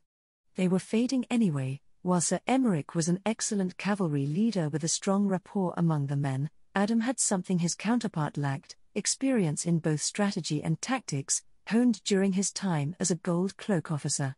He had faced down outlaws of every kind, not battles, perhaps, but each skirmish demanded the same tactical precision. The Risley knight had led only his family's household guard, while Adam had commanded scores of men in the continent's largest city. The balance between Emeric's natural talent and Adam's hard-earned experience reassured him. They were a good team, complementing each other in ways that few commanders could. As they rounded the bend at a steady pace, Adam suddenly pulled his horse to a halt. The ford came into view, and he squinted at the glints he'd seen through the trees moments earlier. He had dismissed them as tricks of the morning light, but now, down the gentle slope leading to the river, Adam's eyes widened as he took in the sight before him: hundreds, perhaps over 1,000 riders, making a slow crossing of the ford. No banners flew above them, but Adam had no doubt whose colors they would have borne. "Rebels!" Sir Emeric exclaimed, his voice sharp with surprise as he spotted the mass of riders below. A murmur rippled through their ranks, passing from one man to the next as the realization spread like wildfire. Adam's heart pounded with a mix of shock and anticipation. His own force numbered around 1,000, mostly heavy knights and cavalry from the Reach and the southern Crownlands, formidable warriors, equipped for powerful charges designed to shatter lines and sow fear. But they were outnumbered by the rebel force, a motley collection of everything the opposition could muster, from the heavier knights of the Vale to Riverland riders and agile northern cavalry. Adam quickly estimated their numbers at closer to 2,000 or 3,000. Instinct told him to hide in the forest and let the larger force ride past, oblivious to his men's presence. It would have been the safer course, sparing his men and allowing them to continue their mission undetected. But that wasn't an option. Staying hidden would delay them too long, and worse, it would allow this rebel force to reach Christopher and do exactly what Adam's cavalry had been tasked with: strike from the rear and turn the tide of battle. It seemed the rebels had come with the same idea. The situation was far from ideal, but something immediately caught Adam's eye. Though the rebels held the advantage in numbers, they were vulnerable. Their force was split, stretched thin as they crossed the river. The ford was narrow, and the rideable section allowed only a few riders to cross at a time, slowing their progress significantly. Adam quickly recognized the opportunity but also the danger. They needed to strike swiftly and decisively, but stealth was critical. Even if they managed to wipe out nearly every rider, a single survivor could still alert the rebel commanders of their presence, unraveling any element of surprise they hoped to maintain. One loose rider could doom Christopher's forces and allow the rebels time to prepare. "They are separated," Sir Emmerich pointed out, though with a look of some frustration. It seemed the man had discovered the predicament that Adam was currently realizing. If they attacked now, then they could perform a lot of damage, but their element of surprise for the main army would be gone if even one rider on the opposite side was somewhat forward-thinking. If they waited until the rebels had all crossed, then they would be outnumbered 2-1 and very well be defeated. Adam began, his mind working quickly to form a plan. It was far from perfect, but it might be their only choice. If we let them all start crossing, or attack with just a portion of our men. Sir Emmerich, standing beside him, nodded as he too peered through the last few trees that still concealed them. If the rebels anticipated their presence at all, they hadn't shown any signs. It could draw them in, make them think we're just a scouting party. Exactly, Adam agreed. They'd assume we've already sent word back to our lines. But if we wait until most of them have begun the crossing, we can hit them hard while they're spread out. The ones in the river will be caught in the middle, focused on us and the battle unfolding here, rather than sending word back to their main force. And if anyone tries to break away, we'll have a better chance of chasing down any messengers before they escape. Adam paused, letting the plan solidify in his mind. It's a risk, but the key will be timing. Strike too soon, and we'll only alert them; too late, and we lose our chance. If we do it right, we could destroy this force and be in a position to charge the main rebel army with our full strength. Sir Emmerich, lost in thought for a moment, eventually began nodding. I suppose there aren't many realistic alternatives. Then we are in agreement, Adam said, his decision final. He turned his horse to face the restless men behind him. We wait until they've all started the crossing. Once they're committed, we charge hard and fast, strike the cold, tired rebels that have made the crossing. Sir Emmerich took the opportunity to speak next, his voice filled with confidence. They may look small from up here, but you'll see how puny they truly are when we're upon them. He called out, his tone light and laced with jest. The men chuckled softly, careful not to laugh too loudly and give away their position. Now was not the time for careless mistakes. Ready yourselves for battle, men, Adam commanded, his voice firm and resolute. We fight not only for ourselves, but for our brothers and comrades to the east, who are counting on us. We will not fail them. His words carried a finality that settled over the group like a tightening grip, sharpening their focus. The men, who had been murmuring quietly amongst themselves, grew silent, their faces, once touched with faint smiles and light-hearted jest, now hardened with anticipation. Each rider checked their gear, adjusted their weapons, and steeled themselves for the fight ahead. Adam surveyed his force, grim, determined, and resolute. They had the quality, though not all the experience. Many of his riders were veterans of Ashford, the King's Road, or the skirmishes near Maidenpool and Darry, but this would be different. A full clash with a larger force, under uncertain conditions. He glanced down through the trees at the rebel army crossing the ford. There was no clear sign of who commanded them. He could see no banners, no familiar crests. Likely a Lord of the Vale or one of the Stormlords, but he was in the dark about which one. His mind ran through the possibilities: someone seasoned, no doubt, leading such a force. They were surely meant for the same purpose as Adam and his men, that made him lean toward a Stormlord. Considering how many Stormlords had been captured during the battle on the King's Road, there weren't many possibilities. In fact, only 3 lords came to mind who were still fighting under Robert Baratheon: Lord Fell, Lord Swan, or Lord Caron. Adam could not call himself very familiar with any, but if they had survived and rallied under Baratheon after the defeat, then they either were quite competent, lucky, or craven. The horns and trumpets blared in defiance, answering the calls of their counterparts across the river. For over an hour now, archers and skirmishers had been exchanging volleys, a prelude to the inevitable clash since the parley ended. Christopher watched the enemy lines closely. He knew Robert Baratheon wasn't one to sit idly. The man was no defensive tactician, and while Christopher wanted to delay as long as possible to buy time for Adam and his riders, should they be delayed, he also knew he couldn't let the rebels gain the upper hand by crossing the river first. For Adam's flanking charge to work, the rear of the rebel forces needed to be positioned squarely on the northern riverbank, vulnerable. If the timing was right, the cavalry would strike from behind while the rebel infantry was locked in the chaos of the ford. When his officers informed him that the rebels had begun advancing toward the river, Christopher made his decision. "March our infantry," he ordered. "We meet them in the ford. Let's make them fight for every inch."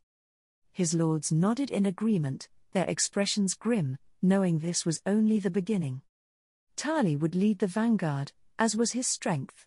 Christopher would join him soon enough, once the clash began.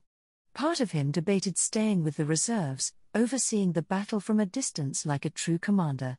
Yet, as he looked at the assembled lords, Crownlanders, Reachmen, Dornish, and Riverlanders, he knew he couldn't remain behind.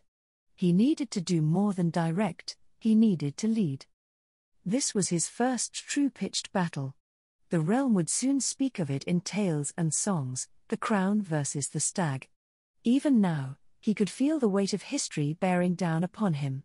Some poet or bard would christen this battle with a name that would echo for generations, but it was the consequences of this day that would shape the future. Victory or defeat would be remembered long after the banners had fallen.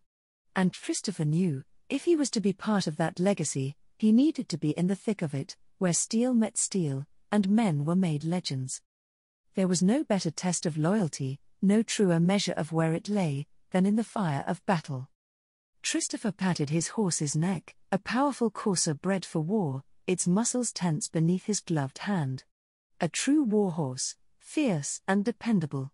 He muttered a brief prayer for the beast, though he knew its odds of survival were slim, even slimmer than his own. Still, if the horse carried him through the chaos and bloodshed of an entire battle, it would earn the right to a name, a mark of honor for a creature that had borne him through the storm of steel and death. Ahead, he watched as the 2 armies inched closer, the tension in the air thickening with every heartbeat. Archers positioned on the flanks loosed their arrows in a deadly dance, targeting both their opposite numbers and any heavy infantry that might fall within reach of a well-aimed shot. The sharp twang of bowstrings and the whoosh of arrows slicing through the air punctuated the grim silence, each volley a harbinger of the chaos to come. "May the warrior grant us strength in arms, and the Father judge us worthy of victory," Christopher heard Lord Mathis murmur at his side. The Rowan Lord had chosen to stay behind, demonstrating a blend of courage and humility. He was no craven, instead, he understood the often overlooked importance of the rearguard and reserve. Though these roles lacked the glory of the front lines, their significance was undeniable. In the crucible of battle, it was often the unsung heroes who ensured the safety and success of their comrades, a lesson that Christopher appreciated more than ever in this moment of impending conflict. "By the old gods and the new," Christopher added, the words barely escaping his lips before the relative silence shattered. The 2 sides finally collided, and the culmination of 2 years of war had led to this pivotal moment, a moment that he hoped would restore peace to the realm once more. Lord Mathis nodded in acknowledgement, a gesture of respect that Christopher returned. "I wish you luck, Lord Hand." "And to you as well, Lord Rowan," Christopher replied, his voice steady despite the palpable tension in the air. He turned to address the remaining lords and knights not stationed in the reserves. "Stay sharp. We may find ourselves separated. If you become isolated, Swing your sword and fight until you see a friendly face again. The gods do not support usurpers and oath breakers, let us punish them for daring to defy our rightful king. For our comrades, our families, and our king. Fire and blood, Christopher roared, his voice ringing with fervor. The battle cry echoed back to him, a chorus of defiance as he swung his mount around, clicking his tongue. The thunderous sound of his horses' hooves soon mingled with the pounding of many others, creating a cacophony that reverberated across the battlefield, an omen of the storm that was about to be unleashed. The descent to the river felt almost as if Christopher's horse had taken flight, the ground rushing up beneath them. Soldiers ahead parted swiftly, allowing their lord and his retinue to pass through the crowded ranks and into the shallow waters of the ford. The splashing of water was barely audible above the clamor of the battle, a roaring symphony of steel and shouts. Christopher scanned the battlefield as best he could, his eyes quickly taking in the chaos. Some formations held their discipline, fighting in organized ranks even within the river's current, but many had already collapsed into frenzied melees. The battle was unpredictable, the river a graveyard in the making. To his right, Lord Randall Tarley drove a wedge of 100 spearmen into the heart of a group of Stormlander infantry, pushing them back with brutal efficiency. However, it was the left flank that drew his concern. 2 rebel lords, Stormlander and Riverlander, had rallied their forces there, their infantry threatening to overwhelm the defenses. His eyes darted across the field, searching for Robert Baratheon, but the rebel leader was elusive, lost among the tumult. There was no time to dwell on it, his left flank needed immediate reinforcement. Lord Franklin. Christopher called out, turning to Lord Fowler. Take your men and bolster the center where needed. I'll handle the left. Lord Franklin Fowler nodded and spurred his horse forward, leading his fellow Dornish lords and several Reacher commanders toward the thick of the fighting. Christopher then directed his own contingent toward the left flank, his decision swift and resolute. Riding beside him in gleaming white armor was the imposing figure of Sir Gerald Hightower, the Lord Commander of the Kingsguard. Behind him rode Lord Titus Blackwood and Lord Eustace Brune, seasoned warriors. Brune, despite his age, remained a formidable presence, having delayed Robert Baratheon's forces on the King's Road long enough to secure a vital victory. His experience would be invaluable today.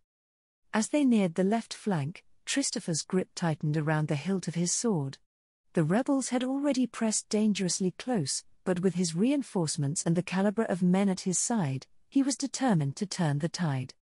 Hold fast, Christopher roared as they thundered forward into the rebel ranks. His cry was echoed by the beleaguered defenders on the left flank, their spirits lifted by the arrival of reinforcements. The renewed vigor rippled through their ranks as they pressed forward once more. Christopher and his mounted knights slammed into the rebel infantry, the river's current doing little to slow their charge. The shallower water here allowed their warhorses to tear through the enemy lines with devastating speed. As they crashed into the rebels, Christopher could see the whites of their eyes, wide with fear and shock as his warhorse barreled through their ranks.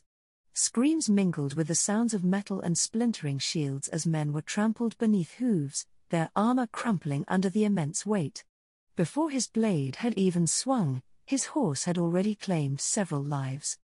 When Christopher finally raised his sword, it cut through the chaos with lethal precision. Each swing was fueled by the momentum of his charge, his blade slicing through gaps in armor and flesh alike. He felt the jarring impact as it connected with steel and bone, each strike drawing blood.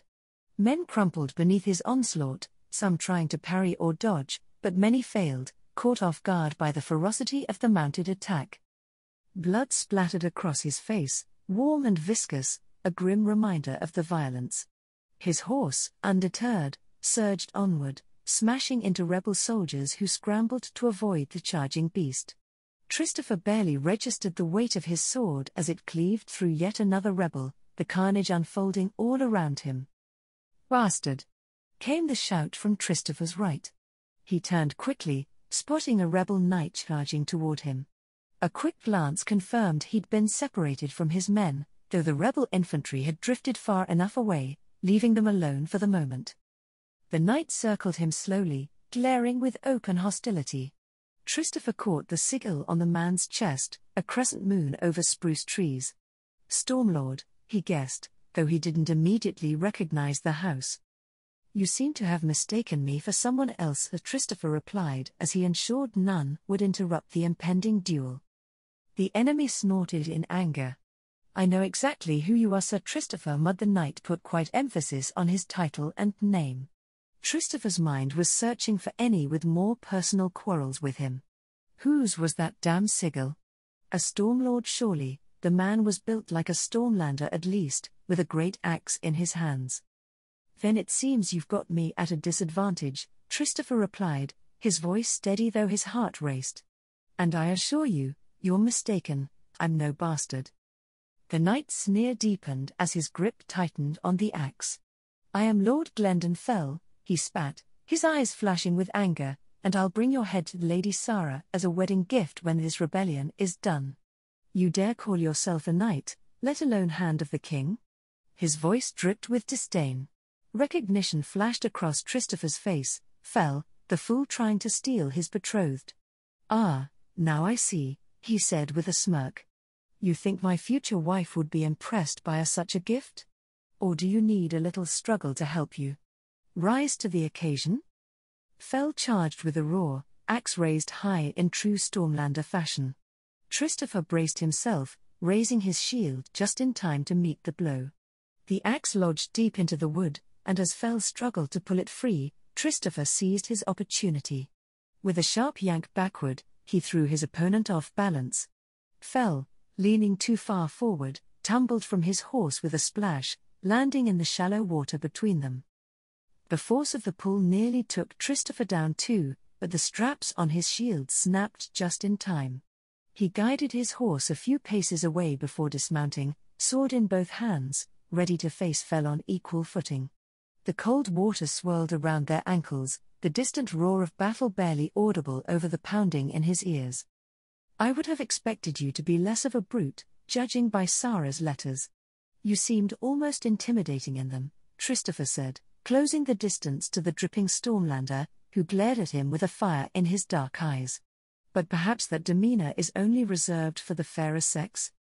She won't remember your name once I'm done with her, Lord Glendon growled through clenched teeth, his eyes narrowing as he tried to gauge Christopher's next move.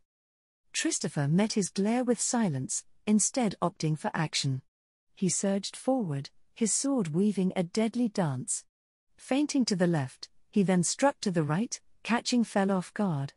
The blade slipped effortlessly through the narrow gap left by the man's chainmail coif caused by the fall, finding its mark in the soft flesh beneath. Fell's body went rigid, his eyes wide with shock, and he crumpled like a puppet with severed strings, lifeless in the shallows of the river. Christopher breathed heavily as the corpse slid off his sword with a sickening, slick sound, blood and viscera splattering around the wound. How satisfying it was to silence that beast. Christopher might not be particularly close with Lady Sarah yet, but the very thought of that man doing anything to her made him feel ill. May the gods judge you, Christopher muttered between ragged breaths. He spat down at the lifeless body, watching as the blood seeped from the wound, mingling with the river's current and turning the water a deep crimson.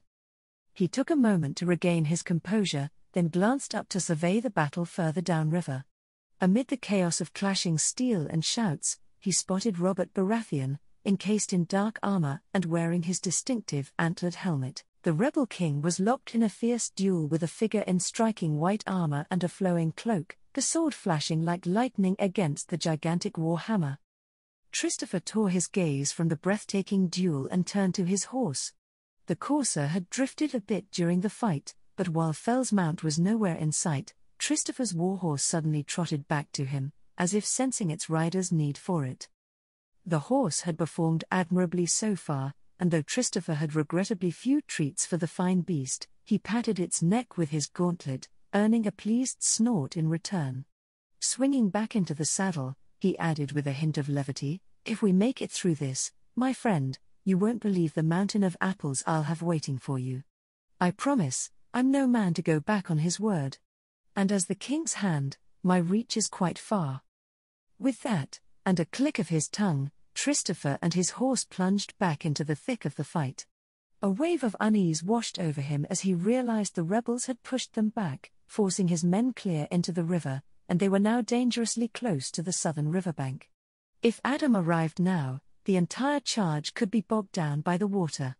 The attack needed to be devastating. He could see that even with their numbers, the outcome of this battle hung in the balance as he and his commanders had predicted. Christopher knew he had to push the rebels back before Adam arrived, whenever that might be. Adam's anxiety grew as he watched the battle unfold. Had Christopher and the others already been overrun? He doubted it. Christopher wouldn't break so easily, but the longer they waited, the more the chance of a royalist defeat grew. It would take them nearly 2 hours of hard riding to get back to the main fight, and every delay made things worse.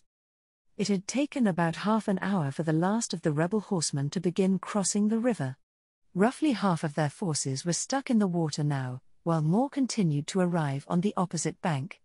The disorganized scene before him was somewhat reassuring. Officers were riding back and forth trying to get their men into line, while several of the horses struggled to manage the weight of both their riders and equipment in the fast-moving current. The rebels had clearly pulled together every horse they could find, but some of the mounts weren't up to the task. Adam and his men had taken cover in the woods along the riverbank, only a few hundred yards from the rebels at their closest point. It surprised him that the rebel commander hadn't set up a perimeter or scouted the area properly. Either he was inexperienced, or too focused on getting his men across the river. Across the clearing where the ford lay, the opposite bank was shrouded in thick forest, hiding the other half of Adam's force under Sir Emmerich's command. Risley had suggested splitting their forces, circling around to hit the rebels from both sides when the time came. Adam had thought it a solid plan and sent Risley off with 500 riders. They should have been in position by now, but there was no way to confirm without giving away their advantage. It was time to take the gamble. If Risley's men weren't in position, the outcome could be disastrous, but waiting any longer would only let more rebels cross and organize. The enemy was distracted, disorganized, and vulnerable, an opportunity Adam wasn't willing to waste. Adam turned to the soldier at his side, who held a large northern war horn. Trumpets were more common outside of the north and the Vale, but Adam had chosen the deep, menacing sound of the horn for its ability to strike fear into the hearts of their enemies. With a steady breath, Adam gave a firm nod. "Blow the signal," he ordered. The deep, thunderous call of the horn echoed across the clearing and river, reverberating through the air like a storm approaching. Adam had already raised the lance as his horse surged forward, hooves pounding the ground. The sunlight hit his face as he broke from the shadow of the woods, his men following close behind. Then, from ahead, came the answering call, another horn blast, this time from across the clearing. Glints of steel flashed through the tree line, followed by the unmistakable roar of charging cavalry and the sight of armored knights thundering toward the rebel flank.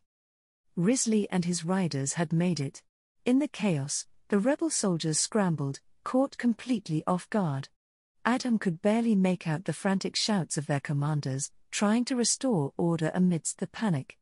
Some of the rebels were already breaking, fleeing back into the river or southward in a desperate attempt to escape the trap between his men and Sir Emmerich's. Others stood their ground, hastily trying to form up as best they could. Adam's focus narrowed. The noise of charging horses faded into the background as he scanned the battlefield for a target. His eyes locked onto a rebel knight, scrambling to ready himself. The knight was likely no more than a hedge knight or a minor landed noble, certainly not a seasoned warrior, but he'd serve well enough for Adam's lance. The tip of his lance gleamed in the sunlight as his horse surged forward, hooves pounding the earth with a thunderous rhythm. The rebel knight barely had time to react, turning just in time to see Adam bearing down on him. In that final moment, Adam leaned into the charge, thrusting the lance forward with the extra force he had learned as a boy from his father's master-at-arms. Though those lessons had ended quickly when his father's lady wife intervened, the muscle memory remained, etched into him forever. The lance struck true. Adam didn't bother looking back to see the result of his strike. He was past the rebel knight in an instant, his horse charging forward at full speed. It didn't matter, the night was finished. He had bigger concerns now. As his horse galloped on, Adam quickly drew his sword, just in time to meet the blow of a northern horseman. The man, clad in light armor, swung a bastard sword in an attempt to skewer him. Adam deflected the strike with a sharp clang of steel, the force of the blow reverberating up his arm as he steadied himself for the next attack. As their horses slowed and they found themselves side by side, Adam saw his opening. The Northman wavered, thrown off balance by the sudden change in speed. Seizing the moment, Adam swung his blade in a powerful slash. The Northman blocked it, but the force of the blow brought his sword down just enough. Adam swiftly followed up, slashing upward and catching the man's sword arm. The Northman recognized his error instantly, flinging himself backward in a desperate attempt to avoid the cut. He succeeded, but the sudden movement, combined with his earlier struggle to stay balanced, proved too much. He toppled from his saddle, one leg still caught in the stirrup. His horse panicked, bolting toward the river and dragging the helpless man behind it, disappearing into the churning waters. Adam assessed the situation and recognized that the Northman was finished. He turned to orient himself, noting that his horse had come to a stop near the riverbank. In the water, rebels were both reinforcing their ranks and scrambling to escape. The cavalry that had just arrived were exhausted from the crossing, and soon they joined their comrades in retreat. However, the sheer number of men overwhelmed the narrow, shallow ford, causing chaos as riders and horses were swept into deeper waters. It all proved a fantastic ambush, more successful than he could have imagined, though he noticed that a lot of the lane at the feet of Sir Emeric, who was leading a more concentrated squad of horsemen and smashing any rebels who tried to form a solid defense. All in all, it was a slaughter. Adam's gaze then landed on a shouting rebel lord, surely the commander and Lord Brian Caron himself if he was not mistaken. Marcher lords were famous for their martial abilities and Adam could see hints of it even in this chaotic situation. The Stormlander was slaying man after man who challenged him and tried to establish some defiance. He knew then what his next focus ought to be. Kicking the sides of his horse, Adam raised his sword high. "With me. For the Lord Hand." His call to arms resonated with the knights around him, who rallied instantly to his side. Some looked to him with a mix of uncertainty and determination. "We ride to break the traitor lord," Adam declared, thrusting his sword forward to point directly at the Caron lord. His voice rang out with conviction, igniting a fire in his comrades as they prepared to charge into the fray. His bold actions caught the eye of Lord Brian, who was moving to regroup with his men. Rebel horsemen scrambled to shield their lord, but they were quickly overwhelmed and outmatched by Adam's forces. Without hesitation, Adam pressed on, leading his charge. More of his escort broke off to engage the rebels surrounding Lord Caron, cutting through the disarray and pushing toward their target with fierce determination. Eventually, the two commanders found themselves facing each other across a parted sea of chaotic fighting. It was like the eye of a storm. In their immediate surroundings, a strange calm enveloped them, contrasting sharply with the turmoil that swirled around. The sounds of battle, clashing steel, shouts of commands, and the cries of the wounded, seemed to fade, leaving only the tense anticipation between them. "Lord Caron, traitor to his grace. I demand your surrender now, and you will be given appropriate justice," Adam declared, his voice laced with challenge. He hoped for an easy capitulation, but he fully anticipated the lord's defiance. The Marcher lords were renowned for their stubborn resistance, often refusing to yield even in the face of overwhelming odds. The tension in the air suggested that a duel was likely, and Adam steeled himself for whatever came next. "Upstart dog, it is you who will surrender. King Robert is lenient to those who heed his mercy." Lord Caron shot back, though his tone revealed a lack of genuine interest in negotiation. Both men were clearly prepared for a duel. "Spare your breath, Oathbreaker," was Adam's curt reply as he dismounted, raising his sword with purpose. Lord Caron followed suit, dismounting with a brief nod of acknowledgement, more a reflex than a gesture of respect. The air between them crackled with tension, each man ready to fight for his cause. It was Lord Caron who struck first. Both men wielded their swords with two hands, but Adam had no intention of blocking. To him, that was a last resort. He preferred to conserve energy for a decisive blow instead of wasting it on defense. Years of running in armor, both in his youth and as a member of the Gold Cloaks, had honed Adam's endurance and conditioning to an impressive level, and he planned to leverage that advantage. As Karen's finely forged blade swept toward him, Adam sidestepped with minimal effort, already poised to counter. And counter he did. With a swift pivot, he brought his sword down in a powerful arc aimed at Karen's exposed flank, looking to exploit any opening the rebel lord might leave behind. The older man demonstrated impressive speed, twisting away from Adam's strike and raising his sword to create an unyielding barrier. Adam's blow struck with force, sending sparks flying upon impact, and he felt the reverberation travel up his arms. Yet, he noted with satisfaction that Karen's arms wavered slightly under the strength of his attack, a sign that his strike hadn't been entirely ineffective. They returned to their initial stances, circling each other warily. Adam recalled something Christopher had taught him about dueling experienced swordsmen. Most duelists had both tasted victory and faced defeat in feints, making them highly cautious. A single misstep could spell disaster. This was why Christopher had introduced him to the concept of a double feint. With renewed focus, Adam shifted into the offensive, attempting to apply this tactic as he advanced. He feigned a high strike before swiftly dropping low, aiming for Karen's legs, only to pull back at the last moment and pivot to unleash a powerful slash from the opposite direction. Karen's eyes widened in surprise as Adam's blade suddenly swept upward once more. The movement required a remarkable combination of technique and strength in the wrist and arms, but Adam wielded both with confidence. His well-honed skills allowed him to execute the maneuver fluidly, catching the rebel lord off guard as he avoided the descending blade of Lord Karen, who had been working to block his initial feint. Adam could almost taste victory when Lord Karen showcased why he was no ordinary knight.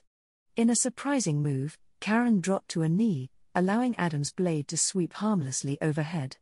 While this maneuver saved the lord's neck, it left him off balance and unable to mount a counterattack. Adam was grateful for the opportunity, but he knew Lord Karen was completely vulnerable now, overextended and exposed. He let his blade continue its momentum, redirecting it toward Karen once more. Though the lord was still kneeling, he raised his sword to intercept Adam's strike. This time, however, Karen's defense proved insufficient. Adam's force sent the lord's sword flying away, splashing into the river beside them. Adam prepared to deliver the final blow when he was abruptly interrupted. "I yield," Lord Karen suddenly exclaimed. Adam halted his sword, keeping it poised to strike in case of any treachery. "I have 2 young sons at home. I beg you to accept my surrender," Karen pleaded, desperation creeping into his voice. Adam carefully maneuvered the tip of his sword to rest against the lord's neck, lifting the edge of Karen's armored coif. "I accept your surrender in the name of Lord Christopher Mudd, Hand of the King to King Aegon VI of his name," he declared, his voice steady and resolute.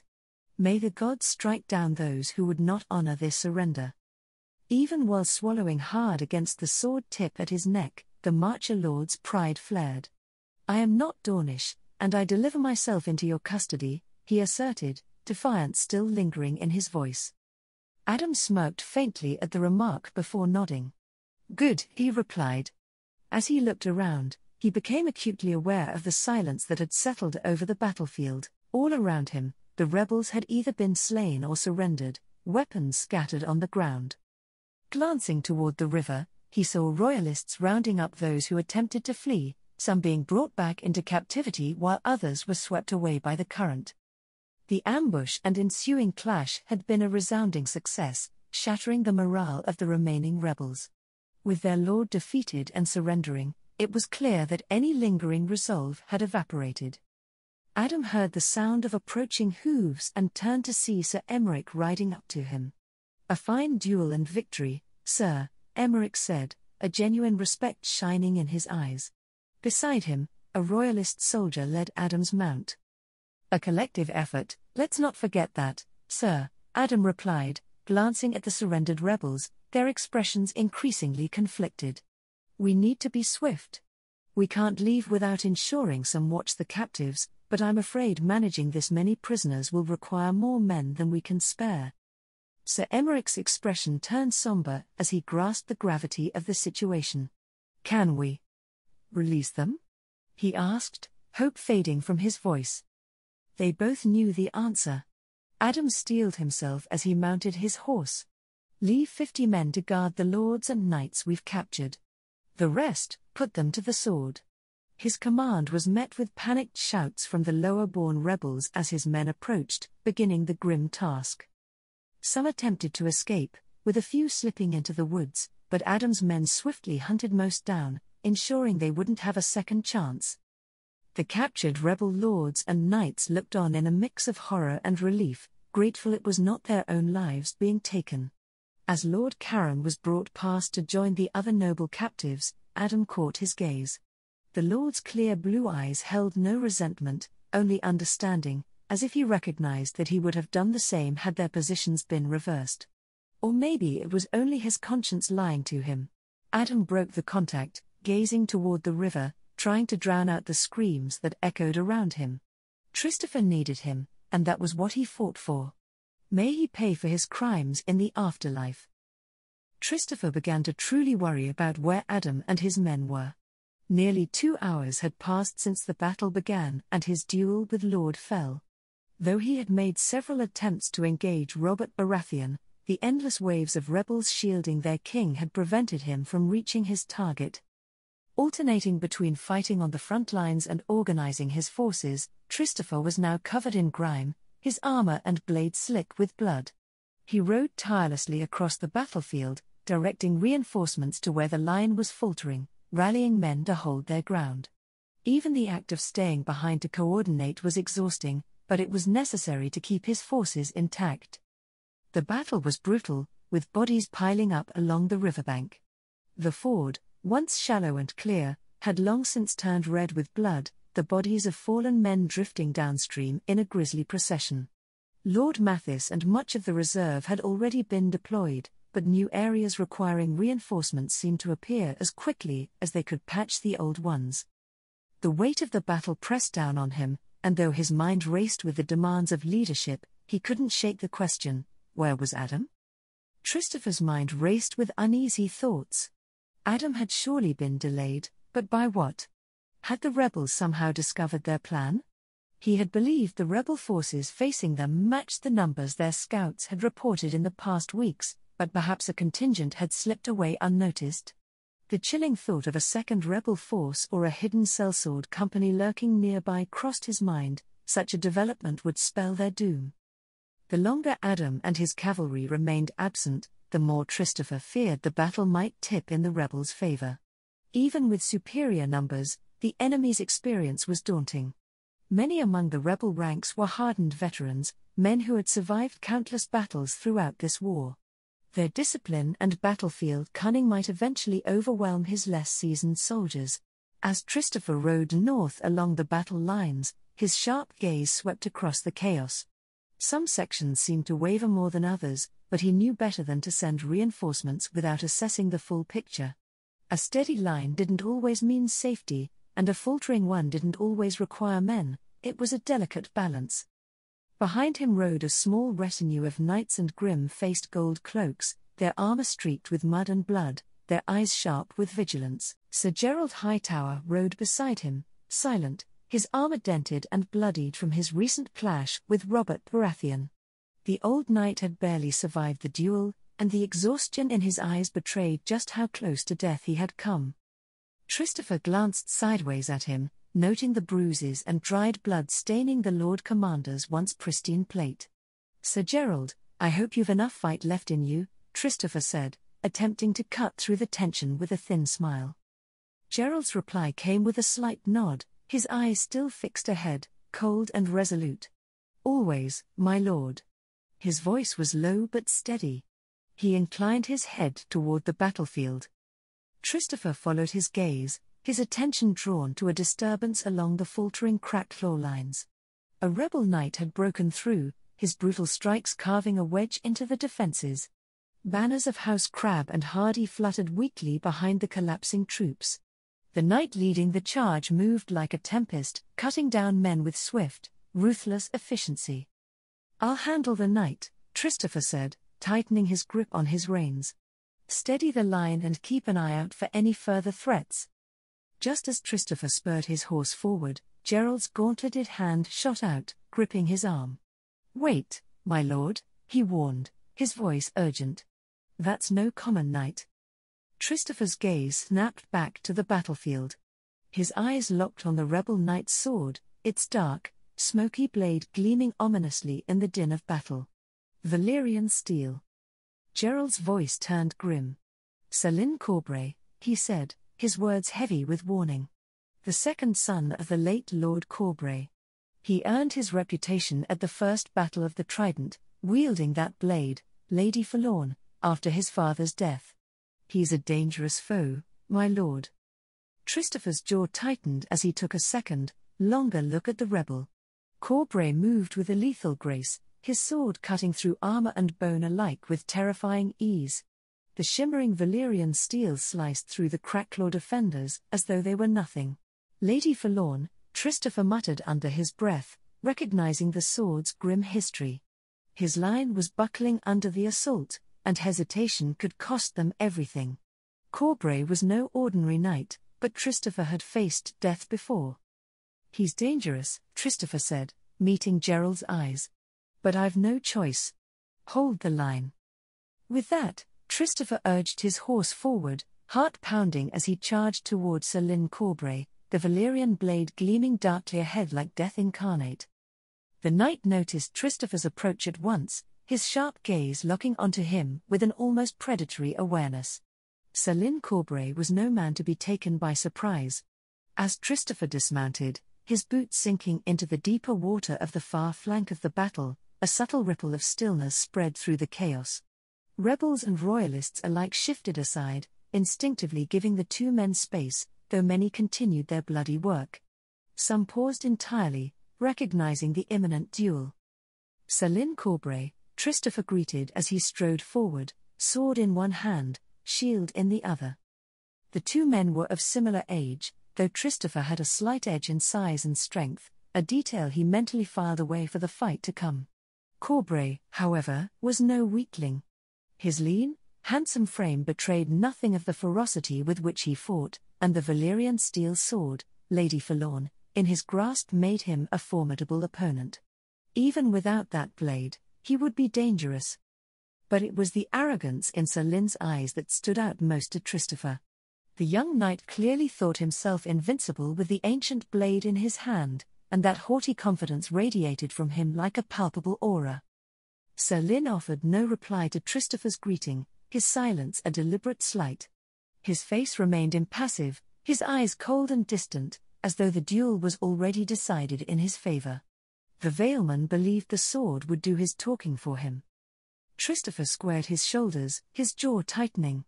He knew better than to underestimate the man before him, regardless of his arrogance. Valyrian steel or not, Selin was mortal. "Very well," Christopher murmured under his breath, gripping his sword tighter. If the knight wouldn't offer words, then steel would suffice. Then, with a deliberate air of arrogance, he called out, "I think I'll make a few improvements to that sword when I take it off your corpse. A fine blade, no doubt, but the pommel could use some flair, an emerald, perhaps. And as for the name? Lady Forlorn will need to be retired. I'll think of something more fitting once it's mine." The words hung in the air like a challenge, echoing over the battlefield. Selin's face twisted into an ugly grimace, the smugness wiped away in an instant. Christopher's taunt had struck deep. The knight's cold, haughty demeanor cracked, revealing raw anger beneath. "You talk too much for a dead man," Selin spat, his voice dripping with venom. Without waiting for a reply, he spat in the water between them, a show of pure disrespect. The contempt in Selin's eyes burned, and for the first time, Christopher sensed he had truly rattled the man. The knight's grip on Lady Forlorn tightened, the dark blade shimmering in the dull light as if it too had felt the insult. Christopher allowed himself a faint smirk. He had wanted a reaction, and now he had won. But he knew better than to underestimate the fury of a knight who wielded Valyrian steel. If anything, the insult had only made the duel more dangerous. "Let's see how long you keep that confidence," Christopher said, raising his shield as he advanced. Even in the knee-deep water, Selin Corbray moved with terrifying speed, his Valyrian steel blade cutting through the air with deadly precision. Christopher barely managed to raise his shield in time, the force of the blow sending a shock through his arm as the dark blade crashed against it. The impact nearly knocked him off balance, and it was clear, this was no ordinary duel. Selin pressed the attack, his strikes relentless, each swing of Lady Forlorn cutting through the air with deadly grace. Christopher's shield splintered under the fury of the Valyrian steel, reduced to nothing more than a few cracked planks after only moments of combat. With a frustrated grunt, he let the remnants slip from his arm, the broken wood floating away in the murky river water. The relentless onslaught, combined with the treacherous footing of the knee-deep river, made every move a battle in itself. Christopher struggled to defend against Selin's flashing strikes, each one more ferocious than the last. It was a brutal test of endurance and balance, like a cruel training exercise designed by the gods themselves, only this time, there was no instructor to stop the fight before blood was spilled. This was life or death. Selin's smirk grew wider with every step he took. He could see the toll his attack was taking, the way Christopher faltered under the unyielding barrage. Each strike seemed to drain more of Christopher's strength, his footing unsteady in the swirling water. Lady Forlorn gleamed darkly in the knight's hand, its sharp edge hungry for a killing blow. "You're slowing, Mud," Selin sneered, his voice dripping with arrogance. "I thought you wanted my sword. You'll get it soon enough, through your heart." The Valeman's words were a taunt, but Christopher knew they were more than just that. Selin truly believed he had already won, and that victory was only a matter of time. The knight's arrogance was palpable, and Christopher could see it in the way his opponent attacked, faster now, more reckless, as if eager to end the duel with one final, crushing blow. Christopher's defense remained steadfast, a fact that caused Selin's smirk to tighten with growing frustration. The two knights engaged in a relentless dance of blades, Christopher deflecting strike after strike. His own sword was beginning to dull under the strain of the pristine Valyrian steel, yet he held off the arrogant knight, refusing to break. A plan started to materialize in his mind. But for it to succeed, Christopher needed to remain focused and unyielding. The muscles in his arms screamed in protest as another powerful slash struck his blade, reverberating through his body. Selin had attempted several feints and flowing combinations, each more intricate than the last, yet Christopher remained untouched. Each time he considered a counterattack, Selin was already launching into another aggressive strike, the Valyrian steel glinting ominously as it sliced through the air. Finally, Christopher knew there would be no better opportunity for a decisive end. His opponent, overconfident yet visibly frustrated, likely believed he was just a few moves away from victory. Christopher also understood that if he didn't act soon, his body would inevitably betray him, succumbing to fatigue. This was the moment. When Selin's sword rose to meet his, Christopher shifted his weight to his left leg, preparing for the crucial move. As the two blades clashed once more, he offered no resistance, letting his sword slide against Lady Forlorn. Instead, he focused on spinning away from the lethal intersection of steel, barely avoiding the fatal arc that could have ended his life. Selin's eyes widened in surprise, but that was all he managed as Christopher let his sword slip from his grip, flung backward in the motion. He saw the brief moment of confusion flicker across the Vale Knight's face as he instinctively assessed the situation, realizing too late the danger it presented. In that instant, Christopher lunged forward, closing the distance. Lady Forlorn swung wide behind him, its deadly arc now well within reach. Selin, his instincts honed by years of battle, tightened his grip on his sword, focusing on protecting his invaluable heirloom. Christopher had no intention of going for the prized weapon, but Selin's momentary distraction proved fatal. Christopher collided with the knight's chest, knocking the wind from him. The momentum, confusion, and sheer surprise left Sir Lin with no chance to resist as they both tumbled backward into the water. The murky depths closed over them, swirling with red as Christopher's hands shot up to grasp the other man's neck. His grip was unyielding, the same resolve that had fortified his defense now turned into an instrument of desperation. He held the struggling knight beneath the surface, the murky water bubbling violently from Sir Lin's frantic attempts to break free. Christopher's mind was cold and unfeeling as he leaned further down, pushing against Sir Lin with a determination he had never summoned before. He had never managed to best the knight on fair ground, but Christopher had always been inventive. Honor had never dictated his actions, and now was no time for it to do so. In the background, he vaguely registered the chaos around them, the audience to their duel re-engaging in the fight as the rebels attempted to rescue their knight. The Cracklaw men formed an impenetrable wall, effectively blocking anyone from interfering. Suddenly, Christopher felt the flat of a blade strike against the armor on his back. Sir Lin, still clutching Lady Forlorn in a death grip, had found a way to retaliate, albeit with the blunt edge of his sword. The blow was jarring but ultimately ineffectual. As the moments dragged on, the knight beneath him only grew weaker. At last, Christopher felt the Valyrian steel sword slip from Sir Lin's grasp, its death grip finally relinquished. With a swift motion, he seized the blade as it almost floated away in the passing current. There was no time to admire the exquisite craftsmanship, his focus shifted to ensuring Sir Lin could never challenge him again. With grim determination, he plunged the shining blade into the murky water, where visibility was nearly non-existent. He barely caught a glimpse of the shining breastplate before it was pierced, his actions fueled by instinct and the adrenaline coursing through his veins. But the effort took its toll, exhaustion washed over him, and he collapsed into the water, panic gripping him as his mouth filled with the icy liquid. As darkness threatened to close in around him, strong hands enveloped his shoulders, dragging him upward. Blurrily, Christopher noticed an older man in white armor pulling Lady Forlorn from the corpse of its former wielder, his expression solemn yet resolute. Won by conquest, Gerald Hightower intoned, his voice carrying a weighty solemnity that cut through the haze of water and confusion. Christopher gasped as they broke the surface, choking on the remnants of his near drowning. The cool air filled his lungs, a stark contrast to the cold murk he had just escaped. He coughed violently, sputtering water as his heart raced, the adrenaline of battle still surging through him. Christopher slowly turned to look behind him, spotting 2 gold cloaks, loyal men from the western barracks, who had come to support his limp form. Their familiar faces offered a flicker of reassurance amidst the chaos and exhaustion he was feeling. Turning back to Gerald Hightower, he saw the seasoned knight extend Lady Forlorn toward him, the blade gleaming even in the dim light of the river. Christopher's heart raced as he grasped the hilt, feeling the weight of the Valyrian steel in his hand, a tangible reminder of the fierce battle he had just survived.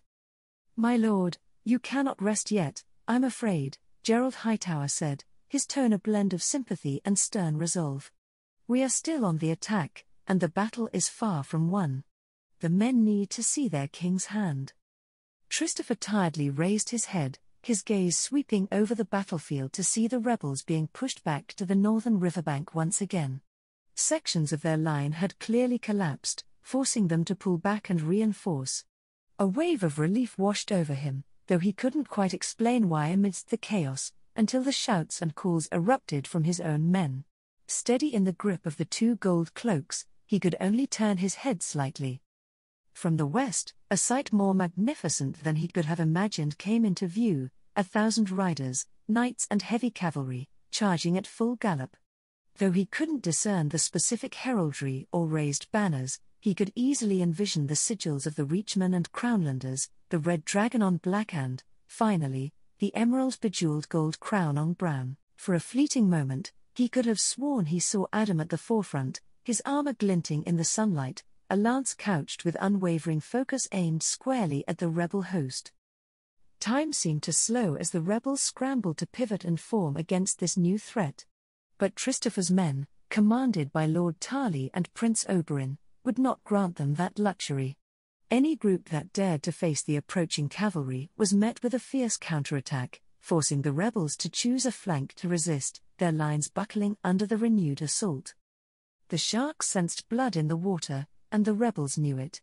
Even before the charge reached them, sections of their ranks began to waver and break, some already fleeing in disarray. A smile spread across Christopher's face, his heart soaring with elation. It had all been worth it, they had won, he had won. Amidst the chaos, he spotted a contingent of rebel cavalry led by Lord Hoster Tully, his silver armor shining defiantly as he prepared to countercharge in a desperate bid to shield their forces. It was a suicidal decision, one that Christopher hoped would be in vain. Across the battlefield, he also caught sight of Robert Baratheon, clad in dark armor, positioned on the opposite side of the rebel host from the advancing charge.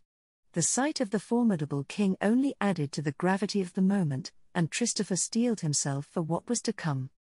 The countercharge led by Lord Tully was enveloped in moments as time snapped back into its furious pace. Within seconds, they disappeared into the chaos, and Christopher could only watch as the cavalry charge continued unabated into the rebel flank. Like a tidal wave, the charge sent ranks of rebels staggering backward, their formation shattered by sheer momentum. The frantic blares of desperate horn calls echoed from every corner of the rebel lines, signaling their panic as cohesion dissolved in an instant. In response, the royalist horns blared for a full charge, and Christopher's infantry surged forward, driven by the spirit of victory.